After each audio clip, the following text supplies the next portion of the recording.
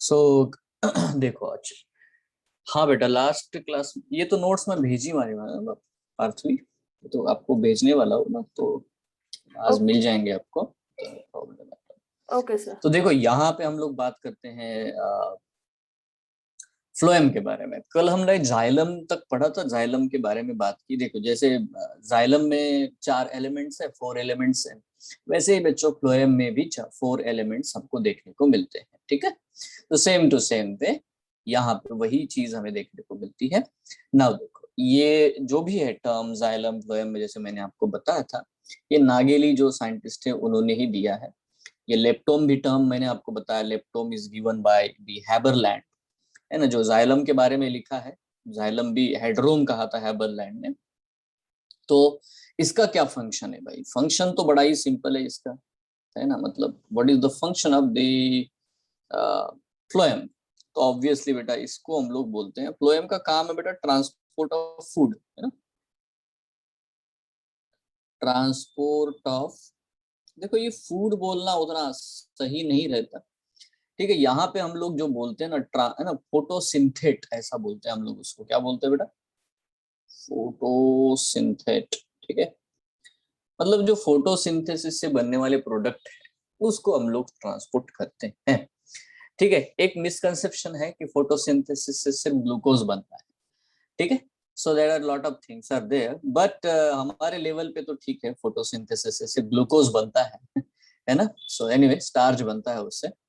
So transport of the food जिसको हम लोग फोटोसिंथेट कहते हैं, ठीक है, ये होगा। And one thing you all have to understand again, ये कहाँ से कहाँ होगा? ठीक है, ये देखो ये होता है, मतलब ये यूनिडायरेक्शनल नहीं है, ठीक है, it is a bidirectional flow.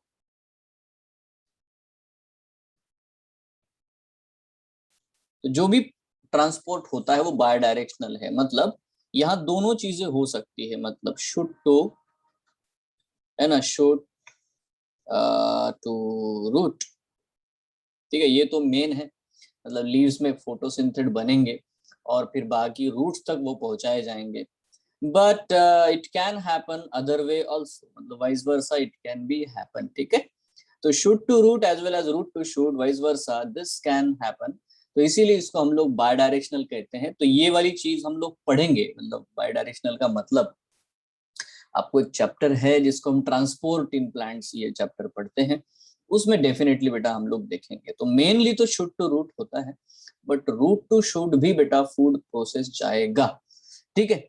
Anyway so यहाँ हम लोग बात करते हैं, देखो यूजुअली तो हमेशा लीव्स से बाकी के पार्ट जो होते हैं प्लांट के, वहां पे आपको फ्लो देखने को मिलता है। नाउ अच्छा, इसमें क्या चीजें हैं भाई? It is composed of 4 elements, ठीक है, इसमें भी 4 एलिमेंट्स है ना। फ्लोएम में भी क्या है बेटा? 4 एलिमेंट्स प्रेजेंट है। अच्छा कौन कौन से एलिमेंट्स है? नंबर 1, तो देखो यहाँ हमें नोटिस करना है, ये इनको हम लोग बोलते हैं sieve elements. This are what the sieve elements, ठीक है, या सीव ट्यूब इसको हम लोग कहते हैं। दूसरा जो होता है इनको हम लोग कहते हैं कंपेनियन सेल, कंपेनियन सेल, ठीक है। उसके बाद डेफिनेटली बेटा जो तीसरी कंपोनेंट है वो है phloem fibre, phloem fibre. And fourth component है बेटा फ्लोएम पैरेन्काइमा, फ्लोएम पैरेन्काइमा, ठीक है। तो फ्लोएम पैरेन्काइमा, तो ये 4 एलिमेंट्स है डेफिनेटली बेटा फ्लोएम में।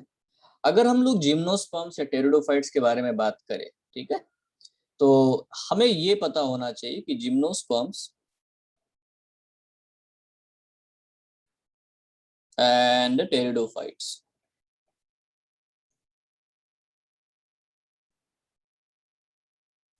gymnosperms and pteridophytes have albuminous cells,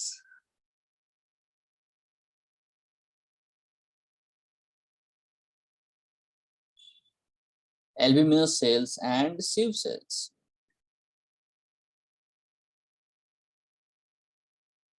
ठीक है। तो इनके केस में सीव ट्यूब नहीं होता, कंपेनियन सेल नहीं होता, सीव ट्यूब की जगह पे होते हैं सीव सेल्स। और कंपेनियन सेल तो होते नहीं है, एल्ब्यूमिनस सेल्स होते हैं।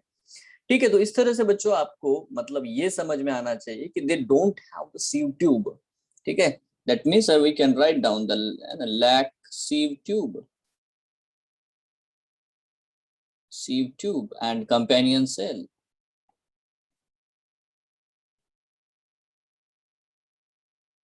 ठीक है, so this is very simple. Even pteridophytes में एल्ब्यूमिनस सेल्स भी प्रेजेंट नहीं होते। ठीक है, they are only the sieve cells. Anyway, but this is very simply we have to understand see how the sieve tube and sieve cell is different, है ना।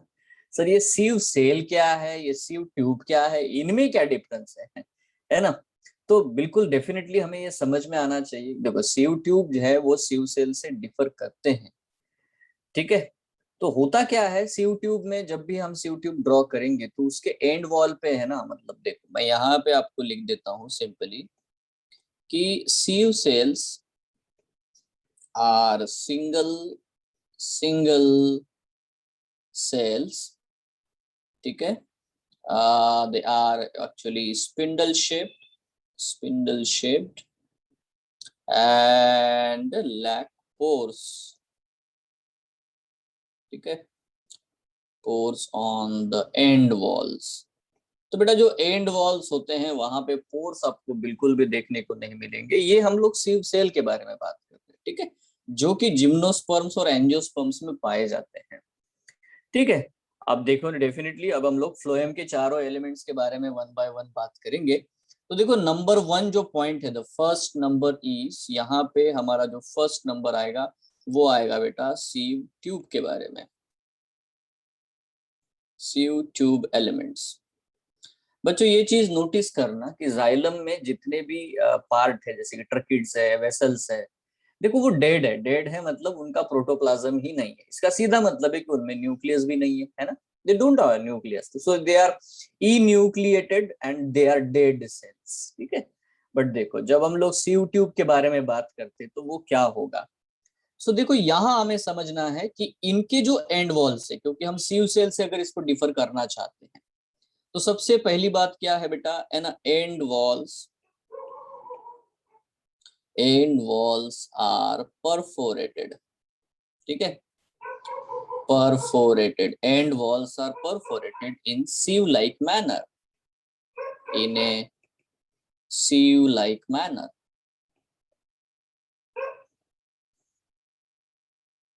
ठीक है, तो बेटा सीव ट्यूब मतलब इसे ना sieve like manner to form sieve plate, to form sieve plate। तो यहाँ पे sieve plates बनती है जिसमें से एकदम मतलब साइटोप्लाज्म बड़ी ही तेजी से पास होता है। ठीक है, अगर हम सीव एलिमेंट्स को ड्रॉ करना चाहते हैं, देखो ये एक सीव ट्यूब है और ये दूसरा उसके नीचे का सीव ट्यूब है। तो इनके बीच में आपको इस तरह से बच्चों दोनों का जो एंड वॉल्स है, ये दोनों जो एंड वॉल्स है आपको ऐसे दिखाई देंगे और इनमें बहुत सारे बच्चों ऐसे पोर्स दिखाई देंगे। तो ये तो है डेफिनेटली, ये है ट्यूब, ये भी है ट्यूब, बट ये क्या चीज है बच्चों, sieve plate. So this is tube, this is tube and this is the plate. ठीक है, तो इस तरह से हमें ये चीज देखने को मिलती है। और बच्चों यहाँ नोटिस करते हैं कि इनमें से जो साइटोप्लाज्म है वो बड़ी ही तेजी से पास होता है। मतलब देखो ये साइटोप्लाज्म इन पोर्स के थ्रू बेटा इधर इधर जाएगा। ठीक है, तो क्योंकि ये बीच में पोर्स ही है तो डेफिनेटली बेटा साइटोप्लाज्म आराम से बेटा एक ट्यूब से दूसरे ट्यूब में पास हो सकता है, क्योंकि बीच में सीव प्लेट है, ऐसे छन्नी जैसे है ना। तो डेफिनेटली यहाँ हमें ये चीज देखने को मिलती है और यही उसकी खासियत है। बट एक और पॉइंट आपको, तो क्या ये डेड होते हैं, तो प्रॉब्लम द क्वेश्चन है no, they are not dead, they are living tissues because they have an active protoplasm. ठीक है, but they don't have the nucleus. So same time they are what we can say a mature sieve tube element possess cytoplasm, ठीक है, large vacuole, but lack the nucleus। तो यहाँ पे हम लोग point देख लेते हैं, देखो सिंपली है ना, they have active साइटोप्लाज्म, इनमें एक्टिव साइटोप्लाज्म है एंड लार्ज वैक्यूल्स होते हैं इनमें, ठीक है। But what are they don't have, they do not have mature के बारे में ना, पहले होते हैं, न्यूक्लियस भी होता है पहले, दे डू नॉट हैव न्यूक्लियस, ठीक है। दैट इज उनको हम लोग कहते हैं इन्यूक्लिएटेड, ठीक है। So they do not have nucleus, so they are the enucleated living cells, ठीक है। तो इनमें न्यूक्लियस नहीं होता, इन्यूक्लिएटेड का मतलब no nucleus present, but they are living, okay. तो ये बहुत ही इंपॉर्टेंट पॉइंट है regarding what the sieve tube जिसमें से हम एक्चुअली जो फूड मटेरियल है वो ट्रांसपोर्ट होगा। तो definitely sieve tube elements are very long tube like structures, है ना, पूरे प्रॉपर में, और and arrange longitudinally and associated with the companion cell. तो यहाँ पे हमें नोटिस करना है कि दे आर इलोंगेटेड ट्यूब जो होते हैं, elongated tubes associated with companion cells। तो बेटा वो कंपेनियन सेल्स जो होते हैं उनके साथ में एसोसिएटेड होते हैं। उनके ही जस्ट बाजू में आपको यहाँ पे देखो, ये जो है एक सेल दिखाई देगा, ठीक है। अब ये जो बड़ा सा सेल है ना, ये है, इसमें न्यूक्लियस भी है, तो इसको ही हम लोग बोलते हैं companion cell. This is a companion cell. और बड़ी वाली मजेदारी बात यह है कि इनके बीच में ऐसे बेटा प्लाज्मोडेस्माटा कनेक्शंस होते हैं। मतलब जो साइटोप्लाज्म है वो किस तरह से पास होगा, द साइटोप्लाज्म देखो यहाँ से यहाँ आ रहा है ना, ऐसे नहीं, वो पहले जाएगा, इधर भी जाएगा, यहाँ पे भी जाएगा, यहाँ से कनेक्टेड है वो, ठीक है। So by this way companion cell का न्यूक्लियस एक्चुअली ट्यूब के न्यूक्लियस को मदद करता है, ठीक है। तो कंपेनियन सेल, इसीलिए उसका नाम ही है companion, it is companion for the sieve tube, ठीक है, वो प्रॉपर कंपेनियन है, ठीक है। So what is the function of the sieve tube, obviously, है ना, that is what the function of sieve tubes are actually controlled by the companion cell, बराबर है। तो ये हमें बिल्कुल नॉर्मली पॉइंट समझ में आना चाहिए, है ना। The companion cell, the companion cell controls the functions of sieve tube। तो जो भी सीव ट्यूब के फंक्शंस है उसे कंपेनियन सेल कंट्रोल करते हैं, क्योंकि उनके पास न्यूक्लियस प्रेजेंट है, ठीक है। या तो हम ऐसा भी स्टेटमेंट लिखते हैं, the functions of the sieve tubes are controlled by the nucleus of the companion cell. इस तरह से हम लोग बात बेटा लिख सकते हैं, ठीक है। So obviously they have a cellulose से बना हुआ cell wall, they are living, ठीक है। सीव ट्यूब जो है ना, पोसेस परफोरेटेड ऑब्लिक सेप्टा, मतलब ये जो दिखाई दे रहे हैं वो ऑब्लिक सेप्टा होते हैं, मतलब सीव प्लेट्स जो होते हैं, ठीक है। और इनके थ्रू जो है फोटोसिंथेट जो है वो ट्रांसपोर्ट किए जाते हैं, फोटोसिंथेट्स आर ट्रांसपोर्टेड थ्रू इट, ठीक है। देखो जब भी हम लोग बात करेंगे यहाँ पे, ये देखो बहुत सिंपली, है ना, फूड का तो ट्रांसपोर्ट होता ही है। मैं अपने यहाँ पे लिख दूं कि सीव प्लेट्स आर, जो भी सीव प्लेट्स होते हैं, sieve plates are actually the oblique होते हैं ज्यादा करके, एकदम ऐसे स्ट्रेट जैसे मैंने बनाया वैसे होते नहीं है, ठीक है। हम लोग और डायग्राम बनाएंगे पूरा एंटायर तब देखेंगे, ठीक है। सो सीव प्लेट्स आर ऑब्लिक सेप्टा, ठीक है, परफोरेटेड। तो वो परफोरेटेड होते हैं, यहाँ पे बिल्कुल सिंपली हमें नोटिस करना है, ठीक है। एंड द थिंग इज, देखो at the end of the growing season, जैसे ग्रोविंग सीजन आएगा और ड्यूरिंग विंटर के समय में द सीव ट्यूब्स जो होते हैं, जैसे कि टेम्परेट एरिया, टेम्परेट का मतलब क्या है बच्चों, टेम्परेट का मतलब होता है जहां पे मॉडरेट टेम्परेचर है। ट्रॉपिकल रीजन जो है अर्थ के ऊपर, जो ट्रॉपिकल जोन है, ट्रॉपिकल जोन में ज्यादा टेम्परेचर होता है, हाई टेम्परेचर, ठीक है। ट्रॉपिकल जोन में हाई टेम्परेचर होता है। अल्पाइन जिसको हम लोग कहते हैं, है ना, उस एरिया में बेटा बहुत ज्यादा ठंड होती है ना। पोलर रीजन जिनको हम लोग कहते हैं, वहां पे ठंड होती है। टेम्परेट जोन जो होते हैं वहां पे आपको मॉडरेट टेम्परेचर साल भर में देखने को मिलता है। ऐसे अर्थ को हम लोग 3 कंप्लीट प्रॉपर डिवीजन में डिवाइड कर सकते हैं, ठीक है। जब भी हम लोग टेम्परेट प्लांट्स के बारे में बात करेंगे, ठीक है, देखो यहाँ पे होता क्या है, मैं आपको ये चीज बता दूं। देखो ये है बच्चों सीव ट्यूब, और ये है, अभी प्रॉपरली मैं ऑब्लिक बना रहा हूँ, ये ऑब्लिक देख लो, ठीक है, और ये है दूसरा नीचे का सीव ट्यूब, और इसमें है पोर्स। अब होता क्या है, देखो हम लोग कहते हैं कि जब भी ऐसा सीजन आएगा जिसको हम लोग क्या बोलते हैं, विंटर सीजन आता है, ठीक है, तो उस समय पे, या तो है ना end of the growing season, उस समय क्या होता है, इनका मेटाबॉलिज्म, इनके लीव्स गिर जाते हैं नीचे, तो फोटोसिंथेसिस होता नहीं है, खाने की कमी हो जाती है, तो ये अपने मेटाबॉलिज्म का रेट कम कर देंगे। कैसे करेंगे, एट द, है ना, वो क्या करते हैं, इसके जो पोर्स होते हैं वो, है ना, ब्लॉक हो जाएंगे। ठीक है, यहाँ पे आप देख सकते हो, ये जो पोर्स है बेटा, इन पोर्स में, है ना, ब्लॉकेज आ जाएगा। यहाँ पे हम लोग ये पर्पल कलर के ऐसे ब्लॉकेज बना देते हैं, इनमें, है ना, एक चीज जमा हो जाती है जिसको हम लोग कहते हैं callose.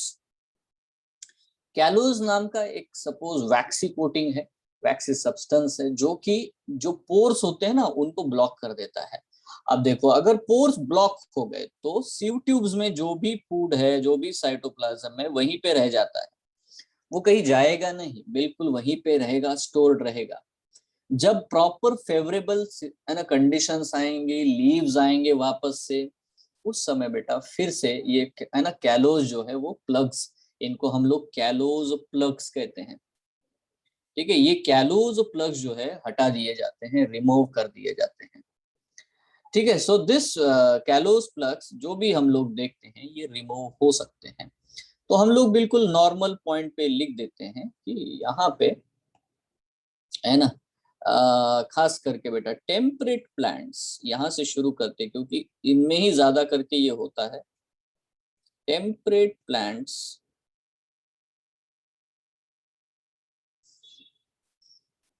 block the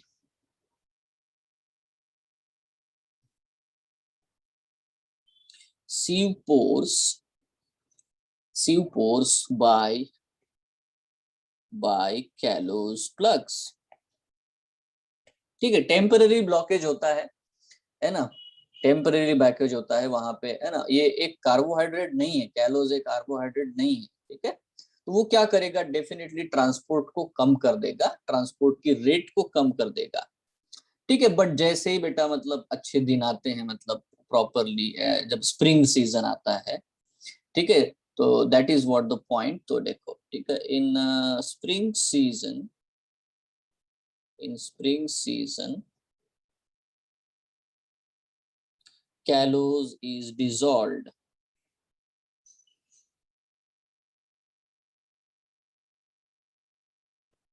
callose dissolved by callase enzyme. ठीक है, तो कैलेज नाम का एंजाइम वो जो है प्रोड्यूस करते हैं, और उसको पूरी तरह से डिसॉल्व कर देते हैं। तो जो भी साइटोप्लाज्मिक जो स्ट्रीमिंग है, साइटोप्लाज्म का फ्लो है, वो फिर से बेटा मेंटेन हो जाता है। तो इस तरह से, जैसे कि इवन एनिमल्स में हाइबरनेशन, एस्टिवेशन हम लोग पढ़ते हैं, मेटाबॉलिज्म पूरी तरह से रोक करके बेटा सो जाते हैं, बराबर, रेस्टिंग करते हैं। तो वैसा ही प्लांट्स में भी होता है बच्चों। यहाँ पे एक और चीज हम लोगों को नोटिस करनी है कि क्या, अगर देखो मतलब अगर हम नोटिस करें कि यार प्लांट को कुछ वुंड हो गया, तो वुंड अगर हो गया मतलब फ्लोएम तक अगर आपने उसको होल कर दिया, तो फ्लोएम में जो भी खाना है वो बाहर आ जाएगा, है ना। तो इससे बहुत नुकसान हो सकता है प्लांट को, ठीक है, हो सकता है ना ये। तो बहुत बार आपने देखा भी होगा कि ऐसा होता है, जैसे कि ह्यूमन बींग्स में हम लोग देखें कि अगर हमारे ब्लड वेसल्स कहीं रप्चर हो गए, कहीं कट गया, वुंड हो गया, तो वहां से खून बहना शुरू हो जाएगा। बट थोड़ी ही देर बाद में आपको ये भी देखने को मिलेगा कि वहां पे ब्लड क्लॉट डेवलप होता है। और ब्लड क्लॉट क्या करता है बच्चों, ब्लड के फ्लो को, जो बाहर ब्लीडिंग हो रही है उसको रोक देगा। यस और नो, ये चीज आप यस सर। ह्यूमन बींग्स में देखते हो, बिल्कुल। तो बच्चों क्या इनमें ऐसा हो सकता है, तो देखो यहाँ पे हमें, यहाँ पे बिल्कुल याद रखना है ना। यहाँ पे बेटा देखो, है ना, एक होता है पी प्रोटीन, इन्हीं के अंदर पाया जाता है। P protein is,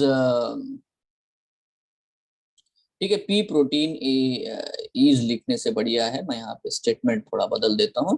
P protein helps in sealing of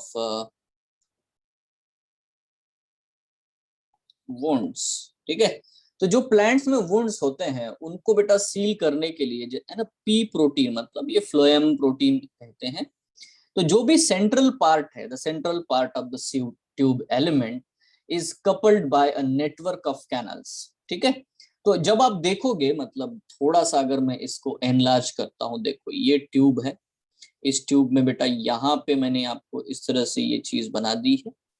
ठीक है, नाउ देखो होता क्या है कि जो सेंट्रल पार्ट है यहाँ पे कुछ वैक्यूल भी बहुत बड़े प्रेजेंट होते हैं।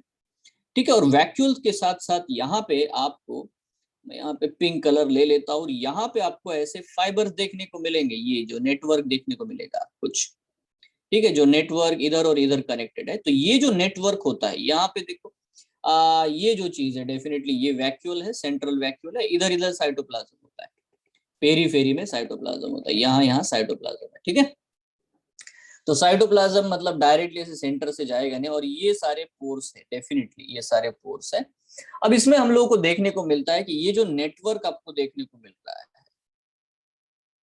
ठीक है, इसी नेटवर्क में प्रेजेंट है बेटा पी प्रोटीन। ठीक है, अब पी प्रोटीन दो चीजों में मदद कर सकते हैं, जिसको हम लोग देखो इसको बोलते हैं नेटवर्क कैनल।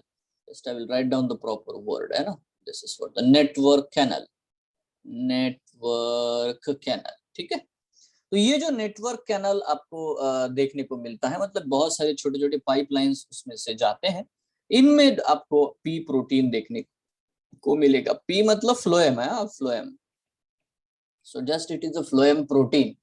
तो फ्लोएम प्रोटीन एक्चुअली देखो मेनली ये मदद करता है proper passage of the cytoplasm from one tube to another tube, इसमें भी ये मदद करता है। और जो वॉन्ड सीलिंग के बारे में क्वेश्चन आपको एम्स वगैरह में दिखाई देता है पहले के पेपर्स में, तो दैट इज है ना पी प्रोटीन देयर। ठीक है, तो इस तरह से बच्चों हम लोगों ने कंप्लीट बहुत सारे पॉइंट्स पढ़ लिए। ये क्या है बच्चों, ये क्या है जो बनाया है, ये क्या है हाफ हाफ जो बनाया है? वैक्यूल। वैक्यूल, है ना, दिस इज वैक्यूल। ठीक है, तो इस तरह से बच्चों हमें ये डेफिनेटली नोटिस करने को मिलेगा, ये बहुत ही सिंपल है।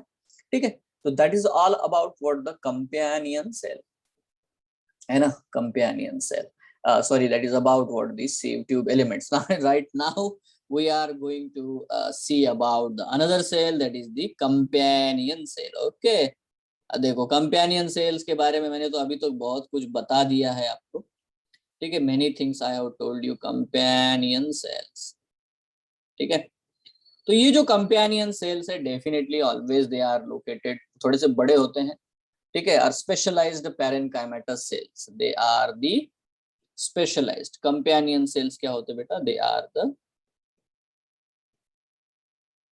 Specialised parenchyma cells. ठीक है, तो ये जो है ये स्पेशलाइज्ड पैरेनकाइमा सेल्स है। ठीक है, जो बिल्कुल हमेशा एसोसिएटेड होते हैं विद दी, ऊपर लिखा ही हम लोगों ने, they are always associated with the what we can say the sieve tube elements. ठीक है, अब देखो सीव ट्यूब एलिमेंट्स और कंपेनियन सेल्स आर कनेक्टेड। ठीक है ना, देखो यहाँ पे हमें देखना है कि जो भी सीव ट्यूब्स होते हैं, सीव tubes and companion cells, companion cells are connected। ठीक है, how they are connected?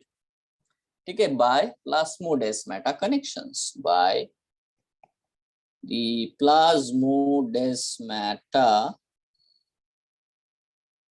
connections। ठीक है, या तो हम लोग बोल सकते हैं पिट्स, तो उनके ऊपर पिट्स प्रेजेंट है, पोर्स प्रेजेंट है, और ये पोर जो है दोनों को एक दूसरे से कनेक्ट करते हैं। मतलब यहाँ पे अगर हम लोग एक कंपेनियन सेल ड्रॉ कर देते हैं, this is a companion cell with the nucleus, तो ऑब्वियसली बेटा इनके बीच में आपको एक चीज देखने को मिलेगी सिंपली, यहाँ पे अगर आप देखो तो यहाँ पे एक देखो, इस तरह से बच्चों इनके बीच में कनेक्शंस होते हैं, this are the connections between the cells. ठीक है, यहाँ पे आपको ये कनेक्शंस देखने को मिलेंगे इन सेल्स के बीच में, ताकि इसका जो साइटोप्लाज्म है, इसका जो साइटोप्लाज्म है, वो एक दूसरे से एक्चुअली कनेक्टेड रहे। ठीक है, देखो सीव ट्यूब को एटीपी चाहिए यार, एटीपी, एटीपी बनाना है उसको, एटीपी रिक्वायर्ड है फॉर द मूवमेंट। ठीक है, तो एटीपी का रिक्वायरमेंट है, मतलब बहुत बार एक्टिव ट्रांसपोर्ट करना पड़ता है चीजों का, ठीक है, अगेंस्ट द कॉन्सेंट्रेशन ग्रेडियंट, ठीक है। तो अगर एक्टिव ट्रांसपोर्ट करना है, ये पढ़ेंगे हम ट्रांसपोर्ट इन प्लांट चैप्टर में, तो एक्टिव ट्रांसपोर्ट, पैसिव ट्रांसपोर्ट, ऐसे दो टाइप होते हैं। तो एक्टिव ट्रांसपोर्ट में एनर्जी लगती है, और जब एनर्जी की जरूरत होती है तो एनर्जी डेफिनेटली, या उसका कंप्लीट मेटाबॉलिज्म जो है, एक्टिव जो भी पार्ट होता है, वो कंपेनियन सेल ही प्ले करेंगे, ठीक है। The companion cells help in maintaining the pressure gradient, यहाँ पे बेटा वो है ना, it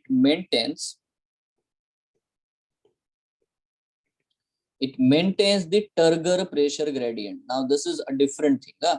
ये जो चीज है ये भी हम लोग ट्रांसपोर्ट इन प्लांट में पढ़ेंगे। टर्गर प्रेशर ग्रेडियंट जो है बेटा, है ना, ये मेंटेन करता है, ताकि जो है ना, along the turgor pressure gradient cytoplasm flow होगा। जहां ज्यादा प्रेशर है वहां से जहां कम प्रेशर है उस तरफ बेटा साइटोप्लाज्म का फ्लो होता है। इसको हम टर्गर प्रेशर ग्रेडियंट वाला जो है ना वर्ड हम लोग यूज करते हैं, तो ये कंसेप्ट हम लोग समझेंगे टर्गर प्रेशर वाला, ठीक है। सो नेक्स्ट इज, देखो अब अगर हम बात करते हैं टेरिडोफाइट्स की और जिम्नोस्पर्म्स की, तो क्या उनमें कंपेनियन सेल्स होते हैं? है ना, नहीं होते, है ना। इनमें उनमें क्या प्रेजेंट होते बेटा? एल्ब्यूमिनस सेल्स होते हैं, ठीक है। तो बस ये हमें समझना है, मैंने ऊपर वैसे भी लिखा है ना, कि उनमें कंपेनियन सेल्स की जगह पे एल्ब्यूमिनस सेल्स होते हैं।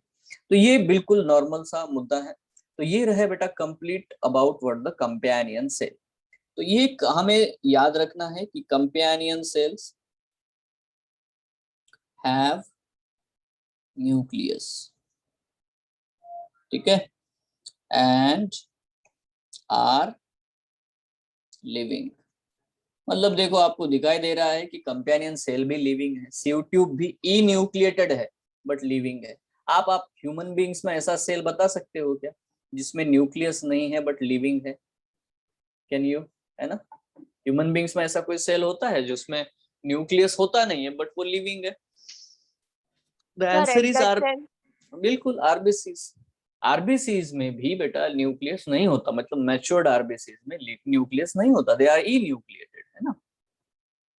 तो ई न्यूक्लिएटेड होते हैं और definitely but they are living, उनका प्रोटोप्लाज्म एक्टिव है, वो काम कर रहा है, उसमें एंजाइमेटिक एक्टिविटीज भी हो रही है, तो इसीलिए वो लिविंग है, वो डेड है नहीं, ठीक है। So that is the simplest thing. Now the third one, तीसरा चीज है बेटा कंपेनियन सेल्स के अलावा, वो है जिसको हम लोग बोलेंगे that is the parenchyma, phloem parenchyma.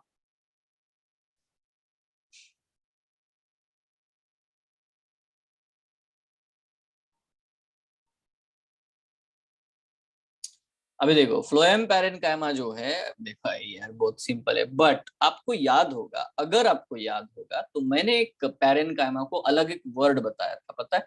Aerenchyma, वो यहाँ पे नहीं है। क्लोरेनकाइमा, वो भी यहाँ पे नहीं है। बट तीसरा एक बताया था, मैंने कहा था कि इलोंगेटेड सेल्स होते हैं पैरेन्काइमा, है ना, उनको मैंने कहा था प्रोसेनकाइमा, है ना। If you remember the Yes, yesterday's sir. Lecture, मैंने प्रोसेनकाइमा ये वर्ड आपको बताया था। तो ये जो प्रोसेनकाइमा होते हैं, मतलब जो इलोंगेटेड पैरेन्काइमा होते हैं, वो खास करके आपको फ्लोएम पैरेन्काइमा में देखने को मिलेंगे। तो यहाँ पे बेटा हम लोग वो मुद्दा लिख सकते हैं, जस्ट मैं डायरेक्ट नाम नहीं लिखूंगा प्रोसेनकाइमा, बट मैं यहाँ पे लिखूंगा कि it have, or maybe okay, it is made up of that is an phloem parenchyma is made up of the elongated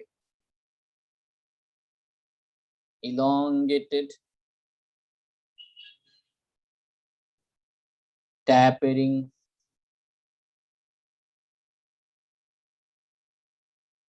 cylindrical cells। तो इसमें जो पैरेन्काइमा में जो सेल्स होते हैं वो इलोंगेटेड, टैपरिंग और सिलिंड्रिकल होते हैं। जैसे आमतौर पे है ना पॉलीहेड्रल, आइसोडायमेट्रिक वैसे नहीं होते, ठीक है, दे आर इलोंगेटेड, ठीक है। नाउ इसके जो सेल वॉल्स है बेटा, डेफिनेटली यहाँ पे अब नोटिस करने को मिलेगा कि they are what somewhat thick, ठीक है। Okay, they have cell walls of cellulose, ठीक है, thicker than other parenchyma। ठीक है, तो बाकी जितने भी पैरेन्काइमा टिश्यू जहां जहां भी देखने को मिलते हैं उनमें हमेशा थीन सेल वॉल होता है, बट यहाँ पे थोड़ा सा बेटा इनका जो सेल वॉल है वो थोड़ा थिक होता है, उनमें पिट्स भी आपको देखने को मिलते हैं। ठीक है, तो ये फ्लोएम पैरेन्काइमा है जो कि बिल्कुल है ना यहाँ पे आपको देखने को मिलेगा। प्लास्मोडेस्माटा कनेक्शंस भी देखने को मिलेगा, और इन्हीं फ्लोएम पैरेन्काइमा से ही बेटा कंपेनियन सेल बनता है, ये तो आप समझो, है ना। अभी ऊपर भी लिखा था कि फ्लोएम पैरेन्काइमा से ही पैरेन्काइमा का ही मॉडिफिकेशन होता है, थोड़े बड़े हो जाते हैं, यही पीट्स जो होते हैं इसके प्लास्मोडेस्माटा कनेक्शन डेवलप होते हैं। तो इसका क्या काम है भाई, पैरेन्काइमा का क्या काम हो सकता है? Obviously storage food material. ठीक है, ये देखो इनका काम है स्टोरेज, है ना, स्टोरेज किस चीज का storage? Storage of the food, food store करके रखेंगे। ठीक है, and other substances, other substances like, कौन से सब्सटेंसेस होंगे लाइक जिसके हम लोग बोलते हैं रेजिन्स, रेजिन्स जमा करके रखते हैं, या लेटेक्स, है ना, लेटेक्स एंड म्यूसिलेज। ठीक है, तो बहुत सारी ऐसी चीजें जो प्लांट्स की वेस्ट मटेरियल भी होती है बेटा, वो भी ये जमा करके रखते हैं। ठीक है, बट ये सबसे इंपॉर्टेंट पॉइंट है, ये सबसे ज्यादा बार पूछा गया पॉइंट है, इसको अच्छे से याद रखना। ये है कि फ्लोएम पैरेन्काइमा, मतलब phloem parenchyma it is absent, it is absent in the most of the monocotyledons, most of the monocot plants। मतलब मोनोकॉट प्लांट के फ्लोएम में फ्लोएम पैरेन्काइमा होता ही नहीं है। ठीक है, ये चीज बहुत इंपॉर्टेंट है आपके लिए, क्योंकि ये डिफरेंस है डाइकॉट से।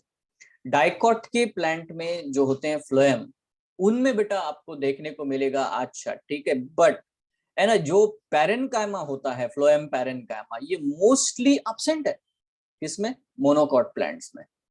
ठीक है, खास करके रूट्स में, रूट्स में इनकी उतनी जरूरत होती नहीं है। ठीक है, तो यहाँ पे हमें ये नोटिस करना है, it is absent in the monocot plants. Yes, ठीक है, तो इस तरह से बच्चों ये बहुत ही नॉर्मल है। नाउ यहाँ पे हम लोग आते हैं जो फोर्थ पॉइंट है, वो है बच्चों फ्लोएम फाइबर।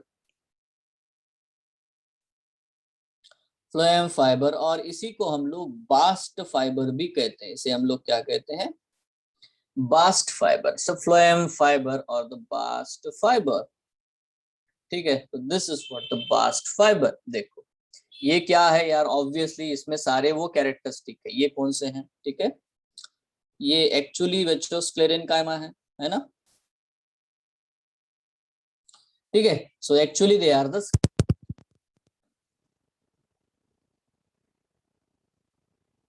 मतलब जो भी प्रॉपर्टीज आपको स्क्लेरेन्काइमा में देखने को मिलती है ना, जैसे कि है ना वो इलोंगेटेड है, अनब्रांच्ड है, पॉइंटेड है, निडल लाइक है, सब कुछ जो भी आपको देखने को मिलेगा। ठीक है, और वो डेड होते हैं, they are obviously dead tissue. ये एकमात्र डेड टिश्यू है, ओनली डेड टिश्यू। ठीक है, ओनली डेड टिश्यू। ठीक है, और only dead element of the phloem. तो बाकी सारे लिविंग है, ये सिर्फ डेड है। ठीक है, देखो यहाँ पे हमें ये नोटिस करना है, एक्सेप्ट फ्लोएम फाइबर्स, बाकी जो भी एलिमेंट्स है वो सारे लिविंग है, इसीलिए हम लोग फ्लोएम को लिविंग टिश्यू मानते हैं और जाइलम को हम डेड मानते हैं। ठीक है, फिर से डेमोक्रेसी आ गई यहाँ पे, है ना। यहाँ पे देखो 4 में से 3 मेंबर जिंदा है, तो जिंदा है सब। ठीक है, ये सब है ना।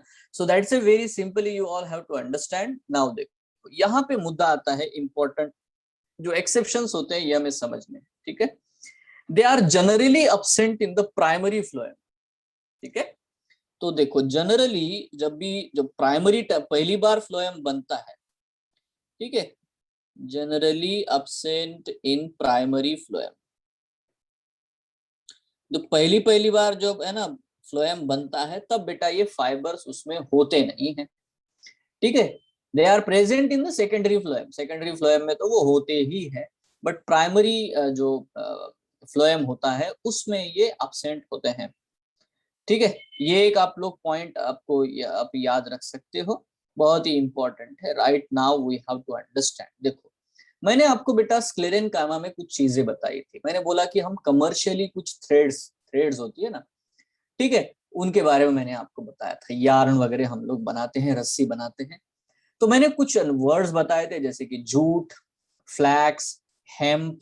ये एक्चुअली है क्या? मतलब देखो, मैंने कहा कि हाँ वो स्क्लेरेनकाइमा फाइबर होते हैं, बट प्लांट के कौन से पार्ट से बेटा ये निकाले जाते हैं? तो यहाँ पे आपको यही पॉइंट अच्छे से याद रखना है। तो जो भी है ना, जूट है ना, सन हेम्प वाला जो है ना, मतलब हेम्प फाइबर या तो फ्लैक्स, ठीक है, all are the bast fibres. सारे के सारे जो है बास्ट फाइबर्स ही होते हैं। All of them are the bast fibres. तो ये आपको क्वेश्चन देखने को मिलेगा, है ना। ये स्क्लेरेनकाइमा फाइबर से, बट एक्चुअली ये उसके फ्लोएम से ही हमें मिलते हैं। ठीक है, देखो ये बहुत ही इंपॉर्टेंट है। और क्या है जिसको हम लोग है ना, है ना, कहाँ पे देखने को मिलेगा? लॉन्गेस्ट फाइबर, जिसको फाइबर ऑफ रेमी बोलते हैं हम लोग, तो वो जूट में हमको देखने को मिलता है। लॉन्गेस्ट फाइबर इनमें से जूट, हेम्प, फ्लैक्स, इनमें से सबसे है ना लॉन्गेस्ट फाइबर जो है आपको जूट में देखने को मिलेगा। ठीक है, out of this jute have longest fibre. ठीक है, ये एक सिंपल पॉइंट है। ठीक है, अब ये हो गया नॉर्मल, कुछ सिंपल सिंपल पॉइंट है बेटा, है ना। देखो सिल्क, सिल्क कौन सा फाइबर होता है, कोई बताएगा? सिल्क, सिल्क क्या होता है anyone? Is it a fibre? Cotton fibre होता है, कॉटन फाइबर है। बट मैंने कल के क्लास बताया कि कॉटन का जो फाइबर है वो एक्चुअली एपिडर्मल ओरिजिन होता है, वो स्क्लेरेनकाइमेटस नहीं होता। ठीक है, यहाँ पे जूट, हेम, फ्लैक्स में जो भी फाइबर देख रहे हैं वो बास्ट फाइबर से, मतलब फ्लोएम के स्क्लेरेनकाइमा के फाइबर से। सिल्क जो है बेटा, डेफिनेटली सिल्क का कोई कनेक्शन ही नहीं है ना प्लांट से, है कि नहीं। Silk is actually obtained from that cocoon and all, you know. ठीक है, so one thing you have to understand here, silk is not a plant fibre, है ना। सिल्क कोई प्लांट फाइबर तो होता नहीं है। नाउ देखो, अगर आपको याद हो, कल के क्लास में एंडिंग में मैंने एक चीज आपको बताई थी कि जो जाइलम सबसे पहले पहले बनते हैं, है ना, वो छोटे होते हैं, बराबर है। Yes sir. इनको हम प्रोटोजाइलम कहते हैं। बट जब लेटर ऑन जब बनते बेटा जो फाइलम, है ना, अच्छे खासे बड़े होते हैं, उनका ल्यूमेन बहुत बड़ा होता है, तो उनको हम लोग मेटाजाइलम ऐसा कहते हैं। ठीक है, तो ऑब्वियसली बेटा क्या हम लोग इवन फ्लोएम में भी ऐसा कुछ कह पाते हैं क्या? ठीक है, इनका है ना, देखो यहाँ पे, अच्छा ये फंक्शन भी लिख लेते हैं यार। इनका फंक्शन क्या है? ठीक है, it provide mechanical strength.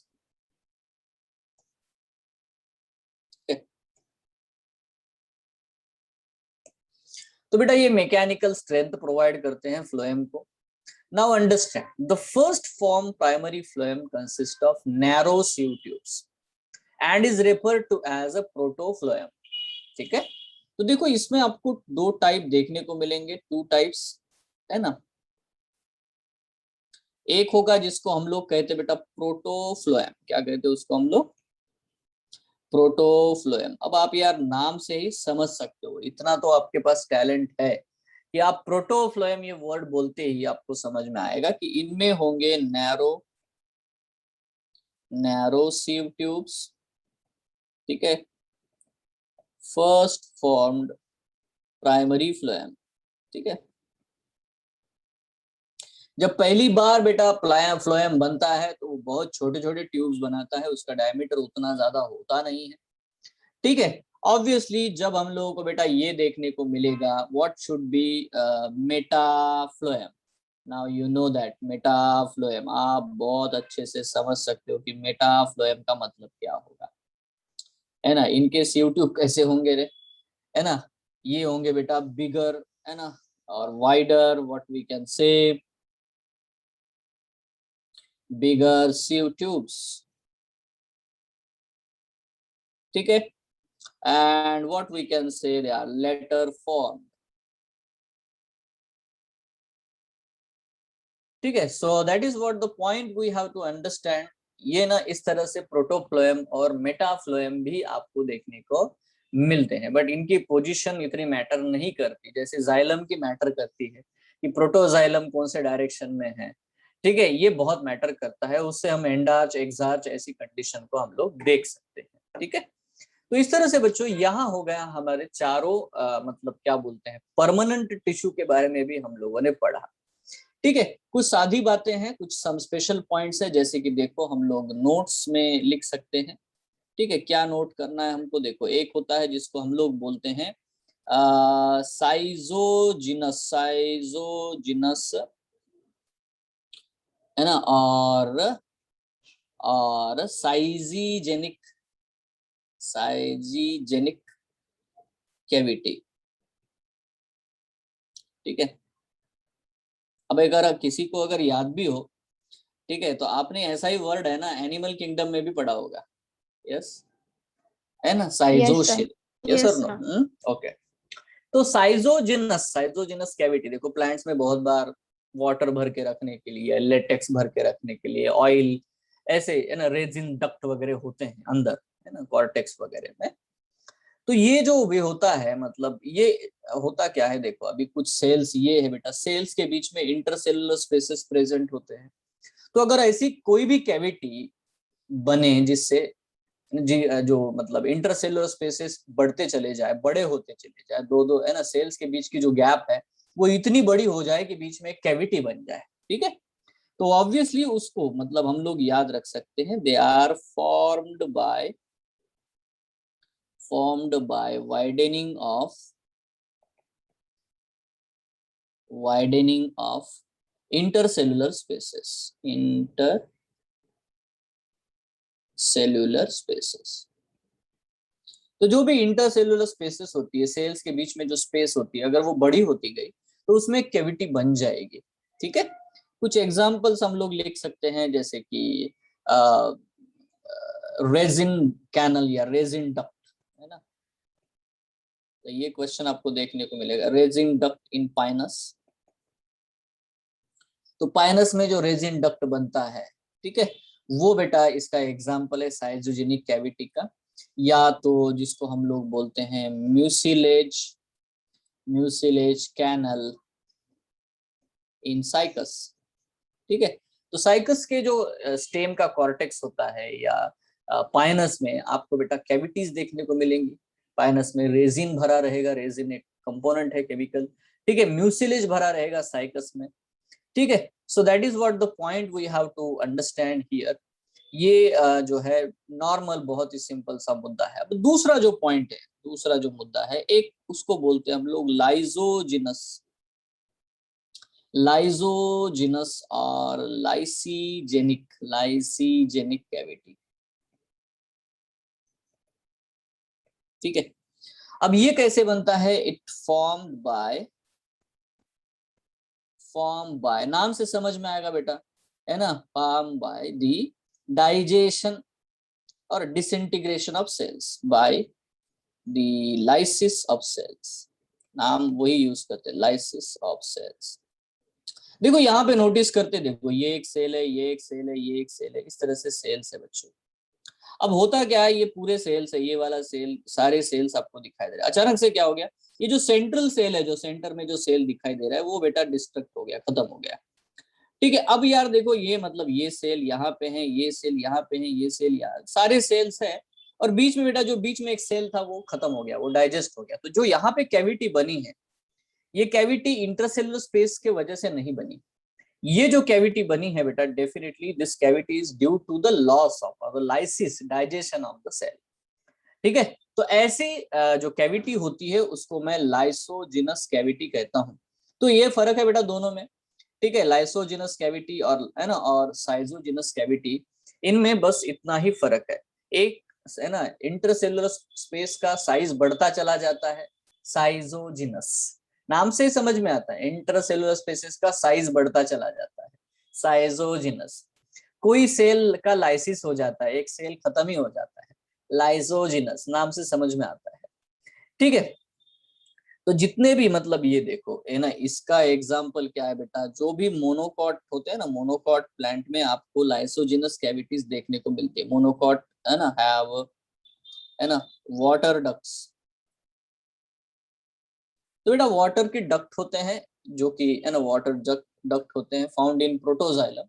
Protoxylem जहां पे भी आपको देखने को मिलेगा, पानी भरे हुए डक्ट होते हैं, ठीक है। सो इनको हम लोग कहते हैं बेटा डेफिनेटली, है ना, वाटर डक्ट जहां पे भी इवन ये पाए जाते हैं इन प्रोटोजाइलम, ठीक है, मोनोकॉट में, ठीक है। तो इनको हम लोग कहते हैं लाइसोजिनस कैविटी। That's it. बहुत सारे और भी टिश्यूज होते हैं, स्पेशल टाइप के टिश्यूज होते हैं, ग्लैंडुलर टिश्यू, तो बिल्कुल वो कुछ ना कुछ सिक्रीशन करेंगे, ठीक है। लेटेक्स सिक्रीट करने वाले या लेटेक्स वेसल्स भी होते हैं, जिनको हम लैटिसिफेरस टिश्यू कह सकते हैं। तो वैसे नाम से समझ में आता है लैटिसिफेरस, है ना, लेटेक्स रिलीज करने वाले। ग्लैंडुलर जैसे होते हैं, मतलब जैसे हम लोग बात करते हैं कि फ्लावर में नेक्टर भरा पड़ा होता है, अभी नेक्टर ग्लैंड्स होते हैं भैया, अभी नेक्टर ग्लैंड्स, मतलब ऐसे ग्लैंड्स वहां पे होंगे जो नेक्टर रिलीज करते हैं, इसलिए उनको हम ग्लैंडुलर टिश्यू कहते हैं। सो ये बहुत ही मतलब सिर्फ आपको इतना समझना है बेटा कि वर्ड्स को सही ढंग से क्लियर करो। मतलब देखो हर पॉइंट आपको कहीं से पढ़ा हो ये जरूरी नहीं है, जैसे ही आपको वर्ड दिखे तो आप उसको बाइफर्केट कर सको, तो बेटा डेफिनेटली आपको हेल्प मिलती है, ठीक है। तो ये रहा बेटा कंप्लीटली टिश्यूज के बारे में जो भी हमें पढ़ना था। बट अब देखो हमें जो मेन चीज पढ़नी है, एक्चुअली एनाटॉमी हम लोग पढ़ रहे हैं, हम लोग तो ये चैप्टर को, है ना, हिस्टोलॉजी ऑफ फ्लावरिंग प्लांट तो कह नहीं रहे। ये जो भी पढ़ा हमने, क्योंकि हमारा बेसिक बनाया, ये तो बेसिक बनाया, अभी तक हमने एनाटॉमी पढ़ी है क्या? नहीं पढ़ी। तो अभी तो इसका मतलब है अगर हमें एनाटॉमी पढ़नी है तो हमें हिस्टोलॉजी को पहले समझना पड़ेगा। तो हमारी एनसीईआरटी बेटा टिश्यू सिस्टम के बारे में बात करती है, टिश्यू सिस्टम के बारे में बात करती है। देखो बच्चों यहाँ पे सिंपली एक पॉइंट नोटिस करो आप लोग कि अगर मैं किसी भी रूट हो, स्टेम हो, उनका अगर मैं सेक्शन लेता हूँ, मतलब मेरे सामने ये प्लांट है यार, ये प्लांट है, इसके ऊपर लीव्स है and all the things are there, ठीक है, नीचे रूट है ना, ये रूट है। अगर मैं इसका सेक्शन लेता हूँ, या अगर मैं इसका सेक्शन लेता हूँ रूट का, इसका ट्रांसफर सेक्शन लेता हूँ, तो मुझे क्या देखने को मिलेगा? इसका सेक्शन में अगर माइक्रोस्कोप में देखूं, ठीक है, तो मुझे ऐसा सर्कुलर चीज देखने को मिलेगी। बाहर के तरफ बेटा डेफिनेटली हमको देखने को मिलता है एपिडर्मल लेयर, जो कि सिंगल सेल से बनी होती है ज्यादा करके, ठीक है। उसके नीचे बेटा यहाँ पे आपको देखने को मिलेगा एंडोडर्मिस, एंडोडर्मिस, ठीक है। उसके भी अंदर बेटा एक छोटी सी लाइनिंग आपको देखने को मिलती है, उसको बोलते हैं पेरिसाइकल। यहाँ पे वेस्क्यूलर बंडल्स प्रेजेंट है, जाइलम फ्लोएम, ये होता है बेटा कॉर्टेक्स, ठीक है, ये है एपिडर्मिस, है ना, ये अंदर वाली लेयर है बेटा एंडोडर्मिस। तो इस तरह से ये एक टिपिकल टिपिकल अरेंजमेंट आपको प्लांट्स में, मतलब लीफ होगा या स्टेम होगा या रूट होगा, उसका अगर सेक्शन लेके देखोगे, आप कट करके देखोगे, तो ये टिपिकल वे आपको देखने को मिलता है। This way you can understand. Even मैंने हिस्टोलॉजी वाली जो थ्योरी, हिस्टोजेन थ्योरी मैंने आपको बताई थी, उसमें भी ये 3 लेयर के बारे में मैंने मेंशन किया था। ट्यूनिका कॉर्पस थ्योरी भी मैंने आपको सजेस्ट की, उसमें भी बेटा हम लोगों ने इन 3 चीजों के बारे में बात की, बराबर है। तो जो भी टिश्यू सिस्टम है वो डेफिनेटली टिश्यू सिस्टम एक, है ना, टिपिकल वे में आपको चाहे रूट हो, चाहे स्टेम हो, चाहे लीव्स हो, उसमें देखने को मिलेगी। मतलब ऊपर की त्वचा होगी, ठीक है, अंदर वेस्कुलर बंडल्स होंगे, वेस्कुलर बंडल्स का अरेंजमेंट होगा जाइलम फ्लोएम का, और बेटा बीच में जहां जहां पे खाली जगह है वहां पे आपको कॉर्टिकल सेल्स, मतलब पैरेन्काइमा सेल्स भरे हुए पड़े दिखने को मिलेंगे, ठीक है। देखो इसके साथ साथ बेटा जो रूट्स होते हैं, रूट्स में आप देखोगे तो इस तरह से रूट हेयर देखने को मिलते हैं, ठीक है, ऑन द एपिडर्मिस। अगर स्टेम है तो स्टेम के ऊपर बेटा इस तरह से, है ना, हेयर देखने को मिलते हैं, जो कि मल्टी सेलुलर होते हैं, जिनको हम ट्राइकोम्स कहते हैं। तो इसका मतलब ये है ना, इवन अगर लीफ है तो लीफ के ऊपर बेटा आपको ऐसे गार्ड सेल्स देखने को मिलेंगे, जिससे गैसेस एक्सचेंज होता है। तो ये जो एपिडर्मल है उसमें तो मॉडिफिकेशंस आपको देखने को मिलते हैं, अपेंडेजेस आपको देखने को मिलते हैं, ठीक है। बाकी यही सारी चीजें अभी हमें द टिश्यू सिस्टम में हमें देखनी है कि when we take the section, On the basis of their structure and location, there are 3 types of the tissue system. तो इसका सिंपल मतलब है बेटा आपको कितने हैं, 3 types of tissue systems are available, है ना, 3 टाइप है, 3 types of tissue system, ठीक है। अब यार बहुत ही आसान है ये, मतलब कोई मुश्किल बात है ही नहीं। 3 टाइप कौन कौन से हैं आपको तो पता है। एक होता है एपिडर्मल टिश्यू, है ना, जिसमें सारी ही पॉइंट आएगा। दूसरा क्या होगा बेटा, दूसरा है ग्राउंड टिश्यू जिसमें कॉर्टेक्स वगैरह है। और तीसरा है बेटा वैस्कुलर टिश्यू, ठीक है। तो वैस्कुलर टिश्यू, तो सबसे पहले हम लोग बात करते हैं फर्स्ट नंबर, हम लोग बात करते हैं बेटा, पहला नंबर यहाँ पे हम लोग लेते हैं। First one is what, the epidermal tissue, ठीक है। एपिडर्मल, हमको इसको हम लोग ए कहते हैं, ए, ठीक है, तो अच्छा रहेगा। तो देखो एपिडर्मल टिश्यू, ये सबसे पहले हम लोग बात करते हैं। Now what is this epidermal tissue, आसान है ना। एपिडर्मल टिश्यू क्या होता है, आसान पॉइंट है। देखो एपिडर्मल टिश्यू, है ना, आउटर मोस्ट कवरिंग होगी of the whole plant body, बराबर है, एंड कंप्राइजेस एपिडर्मल सेल्स, बराबर है। स्टोमेटा इसमें होंगे, बाकी है ना अपेंडेजेस इनके अंदर होंगे, ये सब कुछ है, ठीक है। So understand that it forms from protoderm. तो बेटा ये प्रोटोडर्म से बने हुए हैं, ये सिंपली आपको समझ में आता है। प्रोटोडर्म टिश्यू है ना, जो टिश्यू है जो एपिडर्मल लेयर बनाता है, ठीक है। And it is the outermost tissue, ठीक है, आउटर मोस्ट टिश्यू। अब इसमें बहुत सारे पॉइंट्स है, जैसे कि सबसे पहला जो पॉइंट है उनको हम लोग बोलते हैं एपिडर्मिस, ठीक है। जो आउटर त्वचा होती है उसको हम, देखो आउटर मोस्ट टिश्यू में सारी चीजें आ जाएंगी, रूट हेयर, स्टोमेटा, ये सब कुछ एपिडर्मल टिश्यू का पार्ट है ना। तो सबसे मेन पार्ट एपिडर्मिस है, मतलब बाहर की जो त्वचा है वो सबसे मेन पार्ट है, ठीक है। सो ऑब्वियसली बेटा ये हमें डेफिनेटली ये होना, हमें ये क्या होता है, this is the outer most cover, this, है ना, द आउटर मोस्ट लेयर है, ये आउटर मोस्ट लेयर होता है, ठीक है। और ये किस चीज से बना है भाई, है ना, कॉम्पैक्टली अरेंज सेल्स, ठीक है। They have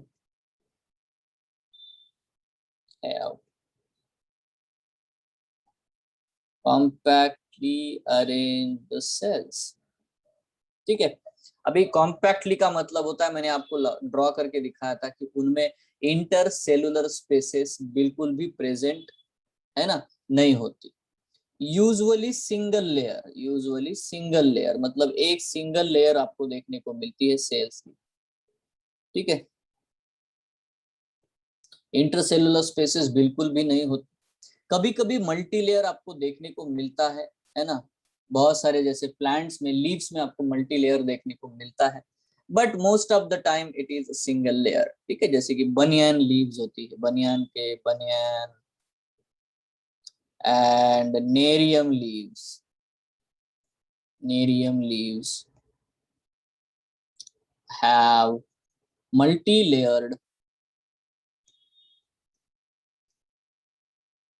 have multi-layered epidermis, ठीक है। मतलब उसमें एक से ज्यादा सेल्स की लेयर आपको बेटा एपिडर्मिस में देखने को मिलती है। और ऑब्वियसली ये बहुत ही, है ना, एक इसके ऊपर कोटिंग भी होती है, हैव वैक्सी कोटिंग, है ना।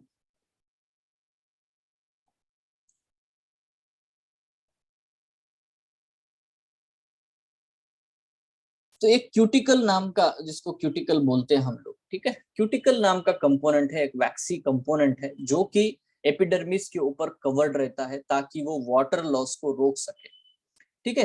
It has always a cuticle, जितना थिक क्यूटिकल होगा बेटा, हम लोगों ने इवन, अगर आपको याद हो तो जिम्नोस्पर्म्स में पाइनस, साइकस, इनके लीव्स के ऊपर क्यूटिकल होता है, ये वहां पे लिखा हुआ है आपके प्लांट किंगडम चैप्टर में, ठीक है। तो ये जो क्यूटिकल है एक वैक्सी सब्सटेंस है, it provides what we can protection from the water loss, ठीक है। टू अवॉइड लिख सकते हैं, to avoid avoid water loss. ठीक है, तो ये वाटर लॉस रोकने के लिए बेटा उस है ना वो होता है, और क्यूटिकल डेफिनेटली एपिडर्मिस के सेल ही सीक्रेट करते हैं। ठीक है, यहाँ पे आपको याद रखना है बेटा, cuticle is absent in roots.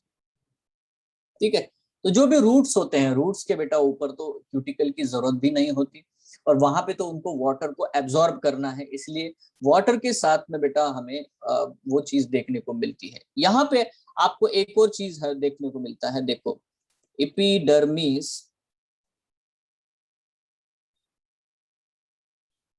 is called as epiblema in roots। ठीक है, रूट्स में बेटा आप इनको इपीब्लेमा ये नाम से जानते हो, एपिडर्मिस को ही हम लोग इपीब्लेमा कहते हैं। ठीक है, और इसको हम लोग दूसरा भी एक नाम बोलते हैं, जिसको हम लोग बोलते हैं पिलीफेरस लेयर। पिलीफेरस लेयर। ठीक है, सो ये वर्ड जो है बेटा हम लोग बिकॉज उनके ऊपर रूट हेयर होते हैं, ठीक है, क्योंकि उनके ऊपर रूट हेयर होते हैं, वो एक बिल्कुल एक एक्स्ट्रा कैरेक्टर है जो कि रूट के जो एपिडर्मीज है वहां पे आपको देखने को मिलता है। जो फीकस के लीव्स है, खास करके बनियान वगैरह के जो लीव्स है, उनके ऊपर बेटा यहाँ पे आपको देखने को मिलता है बनियान लीव्स, और फीकस फीकस लिखते हैं बनियान की जगह पे। Faeces leaves have CaCO3 calcium carbonate deposition. ठीक है, CaCO3 crystals called है ना सिस्टोलिथ। तो अगर आप देखोगे तो फीकस के जो लीव्स होते हैं उनके ऊपर बेटा ऐसे कैल्शियम कार्बोनेट के क्रिस्टल्स डिपॉजिट होते हैं, जिसको हम लोग सिस्टोलीथ कहते हैं। ठीक है, सिस्टोलीथ। और एक चीज आपको मतलब प्रीवियस ईयर्स पेपर्स में देखने को मिलती है, ये वो सारे पॉइंट्स हैं जो प्रीवियस ईयर्स पेपर्स में आपको देखने को मिलते हैं। ठीक है, यहाँ पे देखो एक और होती है जिसको हम लोग बोलते हैं कोलोकेसिया नाम का जो प्लांट है, कोलोकेसिया है ना, कोलोकेसिया के बारे में अरबी अरबी जो प्लांट है उसके बारे में हम लोग बात करते हैं। तो ये जो कोलोकेसिया प्लांट होता है, ठीक है, इनमें एक कंपोनेंट प्रेजेंट होता है जिसको बोलते हैं राफाइट्स, है ना, इनके खास करके हाइपोडर्मल में आपको देखने को मिलेंगे। ठीक है, कोलोकेसिया हैव राफाइट्स क्रिस्टल्स। ठीक है, राफाइट्स formed of calcium oxalate।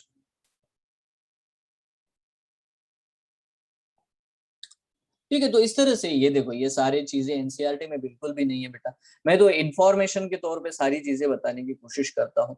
But epidermis एक आउटर मोस्ट लेयर है, उसके ऊपर क्यूटिकल होता है। ठीक है, वो सिंगल सेल का बना होता है, ये सब कुछ हमारी एनसीईआरटी डेफिनेटली बताना चाहती है आपको, बाकी तो उतना कुछ नहीं है। बट देखो एपिडर्मिस के अलावा एपिडर्मल टिश्यू में दूसरा कंपोनेंट है जो बहुत इंपॉर्टेंट है, जो कि आपको ग्रीन स्टेम में देखने को मिलेगा, ग्रीन स्टेम में देखने को मिलेगा, लीव्स के ऊपर देखने को मिलेगा, जिसको हम लोग स्टोमेटा कहते हैं। The second structure is the stomata.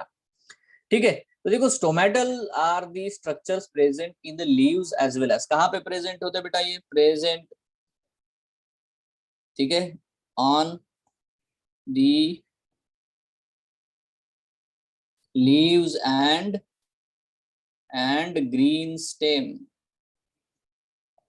ठीक है, तो जहां जहां पे आपको green structure, even calyx, flower का जो कैलिक्स है, ठीक है, वो ग्रीन होता है, उसके ऊपर भी स्टोमेटा होते हैं। इवन अगर आपको याद हो ब्रायोफाइटा में मैंने स्पोरोफाइट पढ़ाया था, एलैबोरेट स्पोरोफाइट, स्पोरोफाइट का जो है ना जो निचला वाला पोर्शन है, base portion of the sporophyte, definitely वहां पे बेटा एपोफाइसिस जिसको हम कहते हैं जो ग्रीन है, वहां पे भी बेटा स्टोमेटा होता है। तो स्टोमेटा क्या करता है, देखो इसका मेन काम क्या है, ऑब्वियसली बेटा it regulate the process of transpiration. ठीक है, इसका मेन तो फंक्शन है, तो main function is gaseous exchange। ठीक है, तो स्टोमेटा का मेन फंक्शन गैसियस एक्सचेंज है, but it can regulate the transpiration.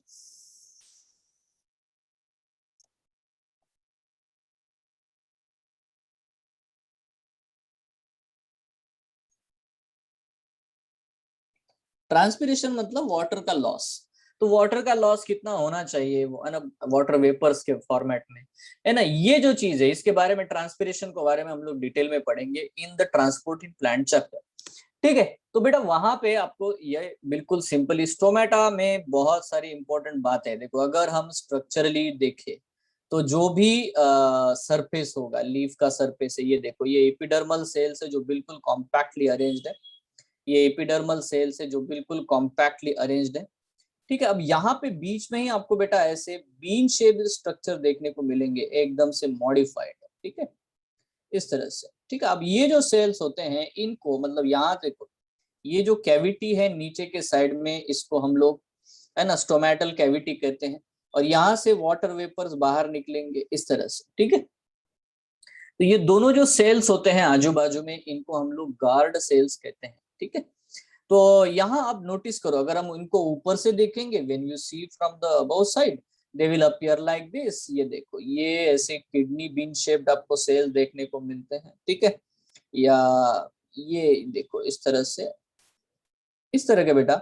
और इनके आजू बाजू में ऑन दिस, है ना, इनके आजू बाजू में कुछ और स्पेशलाइज्ड सेल्स होते हैं जिनको हम सबसाइडरी सेल्स कहते हैं। ये सबसिडरी सेल्स भी यहाँ पे प्रेजेंट होते हैं। ठीक है, और बाकी तो इनके आजू बाजू में जितने सेल्स है वो एपिडर्मल सेल्स है, उनसे हमें कोई मतलब नहीं है फिलहाल। ठीक है, तो इनके आजू बाजू में इस तरह से आपको बहुत सारे एपिडर्मल सेल्स नजर आते हैं। ठीक है, तो यहाँ नोटिस करने वाली बातें हैं, यहाँ पे एक तो दो, only two guard cells are present. जो भी है गार्ड सेल्स यहाँ पे प्रेजेंट होते हैं, इसको मैं बोलता हूँ बेटा this are what the guard cells. ठीक है, ये है गार्ड सेल्स। ठीक है, और ये जो सेल्स होते हैं जो बाजू में है ना, इनको हम लोग बोलते हैं सब साइडरी सेल्स। ठीक है, देखो सबसाइडरी सेल जो होते हैं they are very rich in ion. ठीक है, तो दे आर, है ना, आयन कंटेनिंग सेल्स है, आयन रिच सेल्स होते हैं। तो इनका क्या यूज है, आयन इतने इतने क्यों भरे पड़े होते हैं, ये हम लोग बाद में देखेंगे। बट जो गार्ड सेल्स होते हैं उनकी बड़ी एकदम स्पेशलिटी होती है कि इनमें बहुत बड़ा वैक्यूल भी प्रेजेंट होता है, दोनों में वैक्यूल्स प्रेजेंट होते हैं। ठीक है, अदर देन दैट यहाँ पे एक और चीज देखने को मिलती है कि गार्ड सेल्स में क्लोरोप्लास्ट होते हैं। गार्ड सेल्स में बहुत सारे क्लोरोप्लास्ट होते हैं। तो बेटा आपको एक क्वेश्चन आ सकता है कि आप ऐसा इपिडर्मल सेल बताओ जिसमें क्लोरोप्लास्ट होता है। देखो बाकी किसी भी इपिडर्मिस के सेल में कभी क्लोरोप्लास्ट नहीं होता। ठीक है, ओनली गार्ड सेल्स ऐसे सेल है जिनके अंदर बेटा क्लोरोप्लास्ट आपको देखने को मिलता है। ठीक है, so only guard cells have the chloroplast, they have a vacuole also. इनमें बेटा वैक्यूल भी आपको देखने को मिलता है, लार्ज सेंट्रल वैक्यूल, ताकि उनके अंदर वाटर जो है वो भरे। जब बहुत ज्यादा ये वाटर भर जाता है तो ये जो पोर है ना बीच का, सेंट्रल पोर, ठीक है, इसको बोलते हैं स्टोमा। ये जो सेंट्रल पोर है this is called as what, the stoma.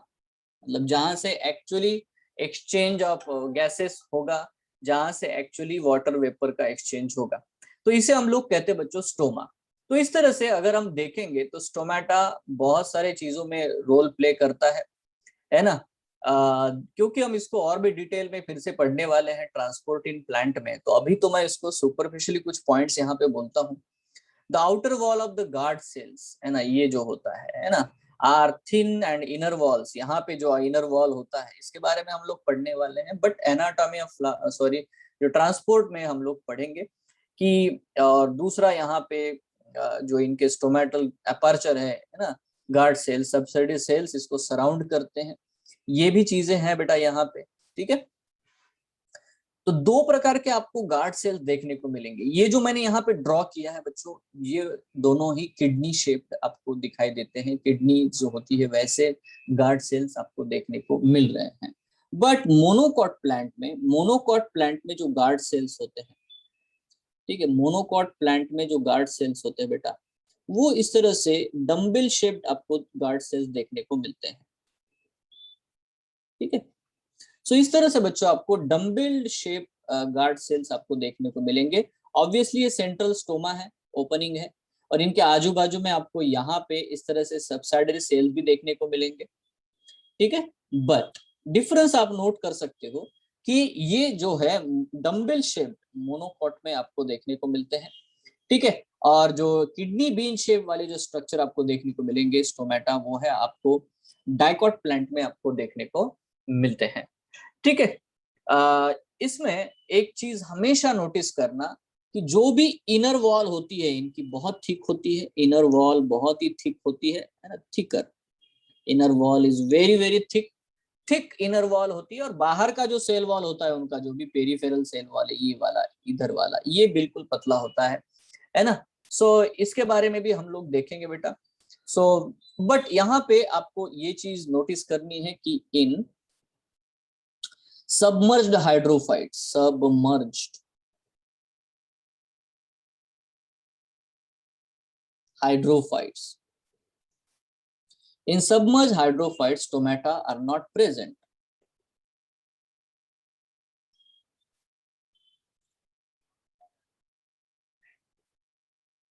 क्योंकि इनमें जरूरत ही नहीं स्टोमेटा के, है ना।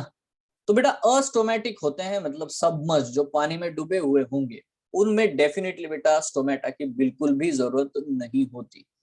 ठीक है, तो ये रहा बेटा कुछ important points regarding the stomata. Now आता है बेटा तीसरा, क्योंकि हम एपिडर्मल चीज, क्योंकि यहाँ पे हम फंक्शनल एस्पेक्ट बिल्कुल नहीं बात कर रहे हैं स्टोमेटा की, नहीं तो बहुत कुछ बोला जा सकता है ना। जस्ट है ना, लीव दिस वे यहाँ पे। अब देखो हम लोग तीसरा वाला जो पॉइंट बोलते हैं वो क्या है, epidermal appendages. Epidermal appendages now बच्चों, एपिडर्मल अपेंडेजेस कौन सा है, देखो एपिडर्मल अपेंडेजेस में आता है, they are of two types, है ना। यहाँ पे भी दो टाइप है। एक कौन सा है जिसके बारे में अभी मैंने बताया था आपको, एक है रूट हेयर। ठीक है, तो दूसरा ट्राइकोम। तो ये कहाँ पे प्रेजेंट है, देखो they are unicellular always, unicellular, हमेशा रूट हेयर यूनिसेलुलर होते हैं। ठीक है ना, यूनिसेलुलर इलोंगेशंस,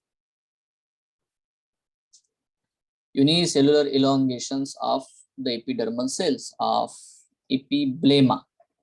यहाँ पे वर्ड बड़ा ध्यान से देखो, मैंने epiblema लिखा हुआ है। सो व्हाट, पिलीफेरस सेल्स हम लोग कह रहे हैं इसको।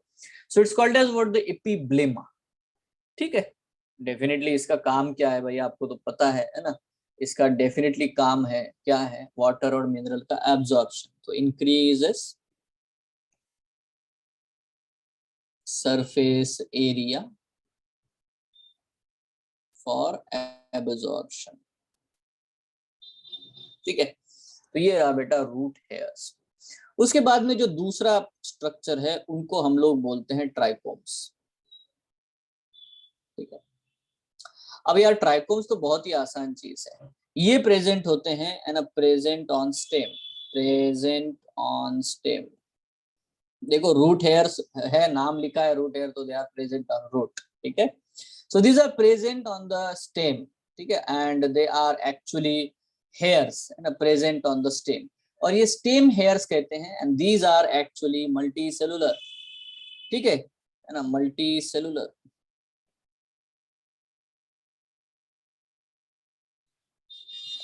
Multi cellular hairs of shoot. ठीक है, तो जो भी शूट सिस्टम आपको देखने को मिलेगा, ठीक है, वहां पे आपको जब भी बेटा हेयर देखने को मिलते हैं वो मल्टी सेलुलर होते हैं। मतलब देखो अगर हम ये ड्रॉ करते हैं तो इस तरह से बेटा ड्रॉ करना पड़ेगा। देखो ये एक सेल है, ये एक सेल है, यहाँ पे एक सेल है, यहाँ पे, इस तरह से बेटा एंटायर जो आपको हेयर दिखाई देगा उसमें बहुत सारे सेल्स आपको देखने को मिलते हैं।